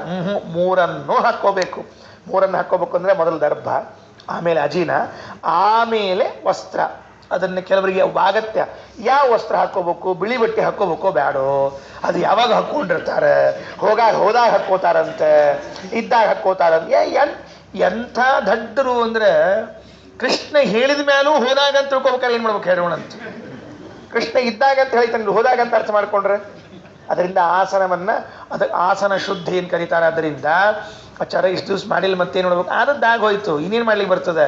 ಇದು ನಾಳೆಯಿಂದ ಮಾಡುವಾಗ ಒಂದು ದರ್ಭೆ ಸಿಗುತ್ತದೆ. ಇವತ್ತಂತರೂ ಸುದೈವಕ್ಕೆ ದುಡ್ಡು ಕೊಟ್ಟರು ಎಲ್ಲ ಸಿಗುತ್ತಾವ್ರಿ. ಮೊದಲು ಒಂದು ಕಾಲಕ್ಕೆ ಸಿಗ್ತಿದ್ದಿಲ್ಲ, ಇವತ್ತು ದುಡ್ಡು ಕೊಟ್ಟರು ಏನು ಬೇಕಾದ್ರೂ ಸಿಗ್ತದೆ. ಇವತ್ತಿನ ಜಗತ್ತು ಹಂಗಾಗಿದೆ. ಚೆನ್ನಾಗಿ ದರ್ಭಾಸನ, ಅದರ ಮೇಲೆ ಕೃಷ್ಣಾಜನದ ಆಸನ, ಅದರ ಮೇಲೆ ಒಂದು ಮತ್ತೆ ಅದೇನದು ಬಟ್ಟೆ, ವಸ್ತ್ರ, ಆ ವಸ್ತ್ರವನ್ನು ಹಾಕ್ಕೊಂಡು ಏನು ಮಾಡ್ತಿರ್ತಾರೆ ಅಂದರೆ ಜಪ ಮಾಡ್ತಿರ್ತಾರೆ. ಹೀಗೆ ಹಿಂದೆ ಆದದ್ದನ್ನು ಹೇಳ್ತಾ ಇದ್ದಾನೆ. ಸರಿ, ನಾತ್ಯುಚ್ಛ್ರಿತಂ ನಾತಿ ನೀಚಂ ಚೈಲಾಜಿನ ಕುಶೋತ್ತರಂ. ಮುಂದೇನು? ಸಮಂ ಕಾಯ ಶಿರೋಗ್ರೀವಂ ಧಾರಯನ್ ಅಚಲಂ ಸ್ಥಿರ. ಹೆಂಗೆ ಕೂತಿರ್ಬೇಕು ಜಪಕ್ಕೆ ಕೂತಾಗ? ಅಳ್ಳಾಡ್ತಿರ್ಬಾರ್ದು, ಎಡಕ್ಕೊಮ್ಮೆ ಬಲಕ್ಕೊಮ್ಮೆ, ಬಲಕ್ಕೊಮ್ಮೆ ಎಡಕ್ಕೊಮ್ಮೆ ಅಳ್ಳಾಡಬಾರ್ದು. ಕೆಲವರು ಎಡಕ ಬಲಕ ಅಳ್ಳಾಡ್ತಿರಂಗಿಲ್ರಿ, ಮುಂದೆ ಹಿಂದೆ ಅಳ್ಳಾಡ್ತಿರ್ತಾರೆ. ಕೆಲವರು ಮುಂದೆ ಹಿಂದೆ ಅಳ್ಳಾಡ್ತಿ, ಎಡಕ್ ಬಲಕಲ್ಲ ಮುಂದೆ ಹಿಂದೆ. ಅದು ಮುಂದೆ ಹಿಂದೆ ಅಳ್ಳಾಡೋದು ಹೆಂಗೆ ಪರಿಸ್ಥಿತಿ ಇರ್ತದೆ ಅಂದ್ರೆ, ಎದುರಿಗೆ ದೇವ್ರು ಕೂತಿರ್ತಾರಲ್ರಿ, ಅವ್ನು ನೋಡ್ತಿರ್ತಾನೆ, ಬಿತ್ತಿಗಿದ್ದಿ ಹುಷಾರ್, ಏ ತಮ್ಮ ಹುಷಾರೋ, ಬಿತ್ತಿಗಿದ್ದಿ ಎಲ್ಲರೂ ಸಕಾಶು ನೀವು ಹಿಂಗೆ ಆಗ್ತಾನೆ. ಅದಕ್ಕೆ ದೇವರ ಒಂದು ಕಟ್ಟಿ ಹಿಡ್ಕೊಂಡಿರ್ತಾನೆ, ತಡಿ ಬಿಡಬೇಡ, ಬಿದ್ದಿದ್ದಿ ಎಲ್ಲ ಹುಷಾರ್ ಅಂತೇಳಿ. ಅದಕ್ಕೆ ಅಳ್ಳಾಡಬಾರ್ದು, ಎಡಕ್ಕೂ ಬಲಕ್ಕೂ ಅಳ್ಳಾಡಬಾರ್ದು, ಮುಂದೆ ಹಿಂದೆ ಅಳ್ಳಾಡಬಾರ್ದು. ಕೆಲವರು ಈ ಕ್ಲಾಕ್ ಇರ್ತದೆ ನೋಡಿ, ಹಿಂಗೆ ಗಡಿಯಾದಾಗ ಹಿಂಗೆ, ಕೆಲವರು ಹಿಂಗೆ ಏನೇನು ವಿಚಿತ್ರ ಎಲ್ಲರ ಮಾಡಬಾರ್ದು ಅವನ್ನೆಲ್ಲ. ಸಮಂ ಕಾಯ ಶಿರೋಗ್ರೀವಂ, ಈ ಬೆನ್ನು ಹುರಿ ಮತ್ತು ಕಂಠದ ಹುರಿ ಎರಡೂ ಕೂಡ ಸರಿಯಾಗಿ 90 ಡಿಗ್ರಿ ನಿಂತ್ಕೊಂಡಿರ್ಬೇಕಂತೆ. ಆಗ ಮಾತ್ರ ಧ್ಯಾನ ಬರ್ತದೆ ಅಂತ ತಿಳಿದುಕೊಂಡು ಹೇಳಿಕೊಟ್ಟಿದ್ದಾರೆ. ಅಂತೂ ಆಚಾರ್ಯರು ಅರುಣಯವನಿಕಾಂತರ್ ಬ್ರಹ್ಮನಾರಾಯಣಾಖ್ಯಂ ಗುರುಗುಣಂ ಅಭಿದದ್ಯೌ ಯೋಗ್ಯ ಯೋಗಾಸನಸ್ಥಃ, ಯೋಗ್ಯವಾದ ಆಸನದಲ್ಲಿ ಕುಳಿತುಕೊಂಡು ಮತ್ತೆ ಆಚಾರ್ಯ ಜಪ ಮಾಡ್ತಾ ಇದ್ರು. ಸರಿ, ಇನ್ನು ಕೊನೆಯ ಶ್ಲೋಕ ಇವತ್ತಿಂದು. ಇವ್ರು ಜಪ ಮಾಡ್ತಾ ಇದ್ರೆ ಉಳಿದವರೆಲ್ಲ ಏನ್ ಮಾಡ್ಲಿಕ್ಕತ್ತಿದ್ರು? ಈಗ ಸೊಕಾಶ್ ಹೇಳಿಕತ್ತಿರಂತ ಪಾಪ ಕೆಲವರೆಲ್ಲ. ಹೌದು, ಕೆಲವರಿಗೆ ಅಷ್ಟು ಬೇಗ ಎದ್ದ ಅಭ್ಯಾಸ ಇರಂಗಿಲ್ಲ, ಹೊಸದಾಗಿ ಸೇರ್ಕೊಂಡಿರ್ತಾರೆ, ಕೆಲವು ಹೊಸದಾಗಿ ಆಚಾರ ಆಗಿರ್ತಾರೆ, ಕೆಲವು ಹೊಸದಾಗಿ ಸ್ವಾಮಿಗಳಾಗಿರ್ತಾರೆ, ಕೆಲವು ಹೊಸದಾಗಿ ಹಿಂಗಾಗಿರಂಗಿಲ್ಲ. ಹಂಗೆ ಹೊಸ ಹೊಸ ಸ್ವಾಮಿಗಳು, ಹೊಸ ಹೊಸ ಶಿಷ್ಯರು ಕೆಲವರ ಇದ್ದಾಗ ಹೇಳಿಕತ್ತಿದ್ರು. ಕೆಲವರು ಎದ್ದು ಸ್ನಾನಕ್ಕೆ ಹೋಗಿದ್ರು, ಕೆಲವು ಹಲ್ಲು ತಿಕ್ಕೊಳಿಕತ್ತಿರು ಅಂತ ಎಲ್ಲ ಮುಂದಿನ ವರ್ಣ 8ನೇ ಶ್ಲೋಕದಲ್ಲಿ ಏನದ ಇಲ್ಲಿ ಹಲ್ಲು ತಿಕ್ಕಿದರು ಅಂತ. ಆ ವಿಷ್ಣುಮಂಗಲ ದೇವಾಲಯದ ಹತ್ತಿರದಲ್ಲಿ ಒಂದು ಸರೋವರ ಇತ್ತಂತ. ಅಲ್ಲಿ ಸರೋವರ, ಆ ಸರೋವರದಲ್ಲಿ ಎಲ್ಲ ಶಿಷ್ಯರು ಸ್ನಾನಕ್ಕಿಳಿದಿದ್ದಾರೆ, ಹಲ್ಲು ತಿಕ್ತಾ ಇದ್ರಂತೆ. ಅದನ್ನು ವರ್ಣನೆ ಮಾಡ್ತಾರೆ ತಗೊಂಡ್ರು ಕೈಯಲ್ಲಿ. ಅತಿಧವಳಿತ ದಂತ ಕಾಷ್ಟೈ ಪ್ರಶಸ್ತೈ ಅಪಿಯುಗ ಪದರೇಕೆ ಸಸ್ನುರತ್ರ ವ್ರತೀಂದ್ರಾಹ ಗುರುಭಿರಭಿಹಿತೇಶ್ವಾಚಾರ ಭೇದೇಶು ನಿಷ್ಠಾಂ ಸ್ಫುಟಮವಗಮಯಂತಹ ಸೌಷ್ಠವಾತ್ಕರ್ಮಣಂಚ. ಅತಿಧವಳಿತದಂತ ಬೆಳ್ಳ ಕಾಣಿಸ್ತಿದ್ವಂತ ಹಲ್ಲೆಲ್ಲ. ಆಚಾರ್ಯ ಶಿಷ್ಯರ ಹಲ್ಲುಗಳೆಲ್ಲ ಹೇಗಿದ್ವು ಅಂದ್ರೆ ಬಿಳಿ ಬಿಳಿ ಹಲ್ಲು, ಬೆಳ್ಳಗಿನ ಹಲ್ಲು. ಅತಿಧವಳಿತದಂತ ಯಾಕೆ ಅಂದ್ರೆ ದಂತಕಾಷ್ಟೈ ಪ್ರಶಸ್ತೈ, ಪ್ರಶಸ್ತವಾದ ದಂತಕಾಷ್ಟಗಳಿಂದ ಹಲ್ಲು ತಿಕ್ಕಿ ಅವರು ಹಲ್ಲನ್ನು ಸ್ವಚ್ಛ ಮಾಡಿಕೊಂಡು. ದಂತಕಾಷ್ಟ ಹೆಂಗಿರಬೇಕು ಅದಕ್ಕೊಂದು ಲಕ್ಷಣ ಹೇಳಿದ್ದಾರೆ ಸ್ಮೃತಿಗಳಲ್ಲಿ ಹೇಳುವಾಗ. ಕನಿಷ್ಠಿಕಾ ಸಮಂ ಸ್ಥೌಲ್ಯೇ, ಅದು ದಪ್ಪ ಹೆಂಗಿರಬೇಕು ಅಂದ್ರೆ ಕಿರುಬೆರಳಿನಷ್ಟು ಇದು ದಪ್ಪ ಇರ್ಬೇಕಂತ, ಜಾಸ್ತಿ ಇರಬಾರ್ದು. ಮತ್ತೆ ಕನಿಷ್ಠಿಕಾ ಸಮಂ ಸ್ಥೌಲ್ಯೇ ದ್ವಾದಶಾಂಗುಲಮಾಯತಂ, 12 ಇಂಚ್ ಎತ್ತರ ಇರ್ಬೇಕಂತದು. ನೋಡ್ರಿ ಬ್ರಷ್ ಹೆಂಗಿರ್ಬೇಕು ಅಂತೆಲ್ಲ ಹೇಳ್ಯಾರ. ಕನಿಷ್ಠಕಾಂಗುಲಿ ಸಮಂ 12 ಅಂಗುಲಿಯಷ್ಟು, ಕಿರುಬೆರಳಿನಷ್ಟು ತಳಗಿರಬೇಕು. ಆ ಕಡ್ಡಿ ಎತ್ತರ ಎಷ್ಟಿರ್ಬೇಕು ಅಂದ್ರೆ 12 ಅಂಗುಲ ಇರಬೇಕು. ಸತ್ವಚಂ ದಂತಕಾಷ್ಟಂ, ಅದ್ರ ಮೇಲೆ ತ್ವಚ ಇರ್ಬೇಕು, ಮತ್ತೆ ಅದ್ರ ಮೇಲೆ ತೊಗಟೆ ಇರಬೇಕು, ತೆಗೆದಿರಬಾರ್ದು ತೊಗಟೆಯನ್ನ. ತಸ್ಯಾಗ್ರೇಣತು ಧಾವಯೇತ್, ಅದರ ಮೇಲ್ಭಾಗದಿಂದ ಹಲ್ ತಿಕ್ಕಬೇಕು ಅಂತ ಹೇಳಿದ್ದಾರೆ. ಅವು ಯಾವ್ಯಾವ ಕಾಷ್ಟ ಎಲ್ಲ ಮತ್ತೆ ಸದಾಚಾರ ಸ್ಮೃತಿ ವ್ಯಾಖ್ಯಾನದಾಗ ಹೇಳ್ಯಾರ. ನಾವೇನೇನು ಹೇಳ್ಕೊತ್ ಕೊಡುದಿಲ್ಲ. ಹಂಗೆ ಹೇಳ್ಕೊತ್ ಕೂತಿಂದ್ರೆ ಆಚಾರ್ಯ ಎಲ್ಲೋ ಕಂಪನಿ ಇಟ್ಕೊಂಡಾರ ಕಾಣಿಸ್ತದೆ. ಬಾಬಾ ರಾಮದೇವ್ ಒಂದು ಇವ್ರು ಒಂದು ತಗೊಂಡಾರ ಏಜೆನ್ಸಿನ, ಅದಕ್ಕೆ ಹಲ್ ಪುಡಿ ಗಿಲ್ ಪುಡಿ ಎಲ್ಲ ಹೇಳಿದ್ರ ಅಂತ ತಿಳಿತಾರೆ. ಹಂಗೇನು ಬೇಡ. ಈಗ ಈ ಪ್ರಸಂಗ ಇಲ್ರಿ ನಮಗೆ. ಈಗ ಪೇಸ್ಟ್ ಬಂದ್ಬಿಟ್ಟಾವ್ರಿ, ಬ್ರಷ್ ಬಂದ್ಬಿಟ್ಟಾವ್. ದುರ್ದೈವೋ ಸುದೈವೋ ಅದನ್ನ ತಿಕ್ಕಿ ತಿಕ್ಕಿ ರೂಢಿ ಮಾಡ್ಕೊಂಡ್ಬಿಟ್ಟಿವಿ, ಇನ್ನೇನು ಮಾಡ್ಲಿಕ್ಕೆ ಬರಂಗಿಲ್ಲ, ಈಗ ಮುಗಿದು ಹೋತು. ಆದ್ರೆ ಸನ್ಯಾಸಿಗಳು ಅವತ್ತಿನ ಕಾಲದಲ್ಲಿ ಹಾಗೆ ಮಾಡ್ತಿದ್ರು ಅಂತ ಆದ್ರೂ ತಿಳ್ಕೊಳ್ಬೇಕು ನಾವು. ಕೊನೆಯಲ್ಲಿ ಅದನ್ನ ಹಲ್ಲಲ್ಲಿ ಕಚ್ಚಿ ಕಚ್ಚಿ ಕಚ್ಚಿ ಮೊದಲು ಮುಂದಿನ ಭಾಗವನ್ನ ಬ್ರಷ್ ಮಾಡಿದಂಗೆ ಮಾಡ್ಕೋಬೇಕಂತದನ್ನ, ಆಮೇಲೆ ತಿಕ್ಲಿಕ್ಕೆ ಶುರು ಮಾಡ್ಬೇಕಂತ. ಎಷ್ಟೊತ್ತು ಹಿಡಿತದೆ ಗೊತ್ತೇನ್ರಿ? ಖರೆ ಹಲ್ಲು ತಿಕ್ಕೊಳ್ಳಿಕ್ಕೆ 20 ನಿಮಿಷ ಹಿಡಿತದ್ರಿ. 20 ನಿಮಿಷ. ಇವತ್ತು 20 ನಿಮಿಷ ನೀವು ಹಲ್ಲು ತಿಕ್ಬಿಟ್ರಿ ಅಂದ್ರೆ ಮುಂದೆ ನಮ್ಮನ್ನು ತಗೊಂಡೋಗಿ ತಿಕ್ಬಿಡ್ತಾರೆ ಹೊರಗೆ. ಬಚ್ಚಲ್ ಬರೀ 20 ನಿಮಿಷ ಹಿಡ್ಕೊಂಡು ಇವತ್ತು ಹೊರಗೆ ಬಿಡ್ತಾರೆ ಅಷ್ಟೇ ಕೆಲಸ. 3 ನಿಮಿಷ 4 ನಿಮಿಷದಾಗ ಹಲ್ಲು ಉಜ್ಜಿ ಸ್ವಚ್ಛ ಆಗಿ ಬಂದ್ಬಿಡ್ಬೇಕ್ರಿ. ಹಿಂಗಾಗಿ ಹಲ್ಲು ಹಂಗೆ ಉಳಿತಾವ, ಚಂದ ಕಾಣಿಸ್ತಿರ್ತಾವ. 20 ನಿಮಿಷ. ಮೊನ್ನೆ ಒಬ್ರು ನಮ್ದು ಹಲ್ಲು ರಿಪೇರಿಗೆ ಹೋಗಿದ್ವಿ ವೈದ್ಯರ ಕಡೆಗೆ. ಅವ್ರು ಹೇಳಿದ್ರು, ಆಚಾರ ಅವಸರ ಮಾಡಿ ತಿಕ್ಲಿಕ್ಕೆ ಹೋಗ್ಬೇಡ್ರಿ, ಹಲ್ಲು ಸೊಕಾಶ್ ತಿಕ್ರಿ. ನಾನು ಎಷ್ಟೊತ್ತು ಅಂತ ಕೇಳಿ 20 ನಿಮಿಷ ಅಂತ ಹೇಳ ಬರೋಬ್ಬರಿ ಆಡಿಸ್ತೀರಿ. ಅಲ್ಲಪ್ಪ ಏನಿರಂಗಿಲ್ಲ, ಹೆಂಗ ಸುಮ್ಮನೆ ಆಡಿಸ್ತೀರಿ, ನಿಮ್ಗೆ ಗೊತ್ತಿಲ್ಲ, ಮೇಲೆ ತಳಗ ಮೇಲೆ ಗೋವಿಂದ. ಅದೇ ನಮಗೆ ಅಷ್ಟು ಪೇಷನ್ಸೇ ಇಲ್ಲಲ್ಲ ಮೊದಲೇ. ಅದಕ್ಕೆ ಅವತ್ತೆಲ್ಲ ಹಲ್ಲು ತಿಕ್ಕೋದಕ್ಕೆ ಕಡ್ಡಿಗಳನ್ನು ಮಾಡಿಟ್ಬಿಟ್ಟಿದ್ರು. ಬೇರೆ ಊರುಗಳಲ್ಲಿ, ನಾನು ಮುಂಬೈಯಲ್ಲಿ ಸತ್ಯಧ್ಯಾನ ವಿದ್ಯಾಪೀಠದಲ್ಲಿ ಅಧ್ಯಯನಕ್ಕೆ ಇದ್ದೆ. 1991 97ನೇ ಇಸ್ವಿವರೆಗೆ ನಾನು 7 ವರ್ಷ ಮುಂಬೈಯ ಸತ್ಯಧ್ಯಾನ ವಿದ್ಯಾಪೀಠದಲ್ಲಿ ಇದ್ದಾಗ ಆ ಲೋಕಲ್ ಟ್ರೈನ್ಗಳಲ್ಲಿ ಆ ಹೊರಗಡೆಗೆಲ್ಲ ಕಡ್ಡಿ ಮಾರ್ಲಿಕ್ಕೆ ಬರ್ತಿದ್ರು, ನೋಡಿದ್ದೆ ನಾನು, ನೆನಪಿದೆ ಇನ್ನು. ಅಲ್ಲಿ ಜನ ಹೋಗುವಾಗ ಅದನ್ನು ತಗೊಂಡು ಹಲ್ಲು ಹಿಂಗೆ ಅನ್ಕೊಂಡು ಹೋಗ್ತಾ ಇರ್ತಿರು. ಅದೇನು ಪ್ರಶ್ನೆ ಇಲ್ಲೇ ಇಲ್ಲ. ಅದು ಎಷ್ಟು ಏನೇನೋ ಒಂದೊಂದು ಅಲ್ಲಿ ಸಂಪ್ರದಾಯಗಳು ಅಂತಿರೋ ಏನೋ ಅಂತಿರೋ. ನಮ್ಮೂರಲ್ಲಿ ಹಂಗೆ ಕಾಣೋದಿಲ್ಲ. ನಾನು ನೋಡಿದ್ದ ಸಣ್ಣವರಿದ್ದಾಗ ನೋಡಿದ್ದು ನೆನಪಿದೆ ನನಗೆ. ಅದಕ್ಕೆ ಹಲ್ಲು ಕಡ್ಡಿಯಿಂದ ತಿಕ್ತಾ ಇದ್ರು. ಅದನ್ನೂ ಕೂಡ ಇಲ್ಲಿ ನಮಗೆ ತಿಳಿಸಿಕೊಡ್ತಾ ಇದ್ದಾರೆ. ದಂತಕಾಷ್ಟೈ ಪ್ರಶಸ್ತೈ ಅತಿಧವಳಿತ ದಂತಕಾಷ್ಟೈ ಪ್ರಶಸ್ತೈ ಅಪಿ ಯುಗಪದೇಕೆ ಸಸ್ನುರತ್ರ ವ್ರತೀಂದ್ರಾಹ. ಅನೇಕ ಸನ್ಯಾಸಿಗಳು ಇಳಿದು ಒಟ್ಟಿಗೆ ಸ್ನಾನವನ್ನು ಮಾಡ್ತಾ ಇದ್ದಾರೆ. ಸ್ನಾನ ಮಾಡುವಾಗ ಎಲ್ಲರೂ ಒಂದೇ ರೀತಿ ಸ್ನಾನ ಮಾಡ್ಲಿಲ್ವಂತೆ. ಗುರುಭಿಹಿ ಅಭಿಹಿತೇಶು ಆಚಾರ ಭೇದೇಶು ನಿಷ್ಠಾಂ. ನೀವು ಹಿಂಗೆ ಸ್ನಾನ ಮಾಡಬೇಕು, ನೀವು ಹೀಗೆ ಸ್ನಾನ ಮಾಡಬೇಕು. ನಿಜ, ಒಬ್ಬೊಬ್ಬರಿಗೆ ಒಂದೊಂದು ರೀತಿಯ ಸ್ನಾನದ. ಸನ್ಯಾಸಿಗಳ ಸ್ನಾನ ಬೇರೆ, ಗೃಹಸ್ಥಾಶ್ರಮಿಗಳ ಸ್ನಾನ ಬೇರೆ, ಬ್ರಹ್ಮಚರ್ಯಾಶ್ರಮಿಗಳ ಸ್ನಾನ ಬೇರೆ. ತಂದೆ ತಾಯಿಗಳು ಇದ್ದವ್ರ ಸ್ನಾನ, ಇಲ್ಲದೆ ಇದ್ದವ್ರ ಸ್ನಾನ ಬೇರೆ. ಎಲ್ಲ ಒಂದೇ ರೀತಿ. ಇವತ್ತೆಲ್ಲ ಒಂದೇ ಸ್ನಾನ ರೀ. ಇವತ್ತು ಸುರ್ಕೊಂಬರೋ ಸ್ನಾನ ಒಂದೇ. ಇವತ್ತು ಬೇರೆ ಇನ್ಯಾವ ಸ್ನಾನ ಇಲ್ಲೇ ಇಲ್ಲ. ಅದಕ್ಕೆ ಸ್ಫುಟಮವಗಮಂತಯ ಅವಗಮಯಂತಹ ಸೌಷ್ಠವಾತ್ ಕರ್ಮಣಾಂಚ, ಸ್ಪಷ್ಟವಾಗಿ ಆಚಾರ್ಯರು ಹೇಳಿರುವಂತಹ ಭೇದದಲ್ಲಿ, ಆಚಾರ ಭೇದದಲ್ಲಿ ನಿಷ್ಠೆ ಉಳ್ಳವರಾಗಿ ಆಚಾರ್ಯರು ತಿಳಿಸಿರ್ತಕ್ಕಂಥದ್ದನ್ನು ಮಾಡ್ತಾ ಇದ್ರು. ಎಲ್ರಿಗೂ ಗೊತ್ತಾಗ್ತಿತ್ತಂತೆ ಇವರು ಬಿಡಿ ಬಿಡಿಯಾಗಿ ಈ ಧರ್ಮಗಳನ್ನ ಪರಿಪಾಲನೆ ಮಾಡ್ತಾ ಇದ್ದಾರೆ ಅಂತ ಹೇಳಿ. ಆ ಮಾಡುವಾಗಲೂ ಕೂಡ ಶ್ರದ್ಧೆಯಿಂದ ಮಾಡಿದ್ರಂತೆ. ಶ್ರದ್ಧಾರಹಿತರಾಗಿ ಮಾಡಿರಲಿಲ್ಲ, ಸಶ್ರದ್ಧರಾಗಿ ಮಾಡ್ತಾ ಇದ್ದಾರೆ ಅಂತ ತಿಳಿಸಿಕೊಟ್ಟಿದ್ದಾರೆ. ಮುಂದೇನಾಯಿತು ಅನ್ನೋದನ್ನ ಮತ್ತೆ ನಾಳೆ ಸಿಕ್ಕಾಗ ನೋಡೋಣ. ಶ್ರೀಕೃಷ್ಣ ಅರ್ಪಣಮಸ್ತು.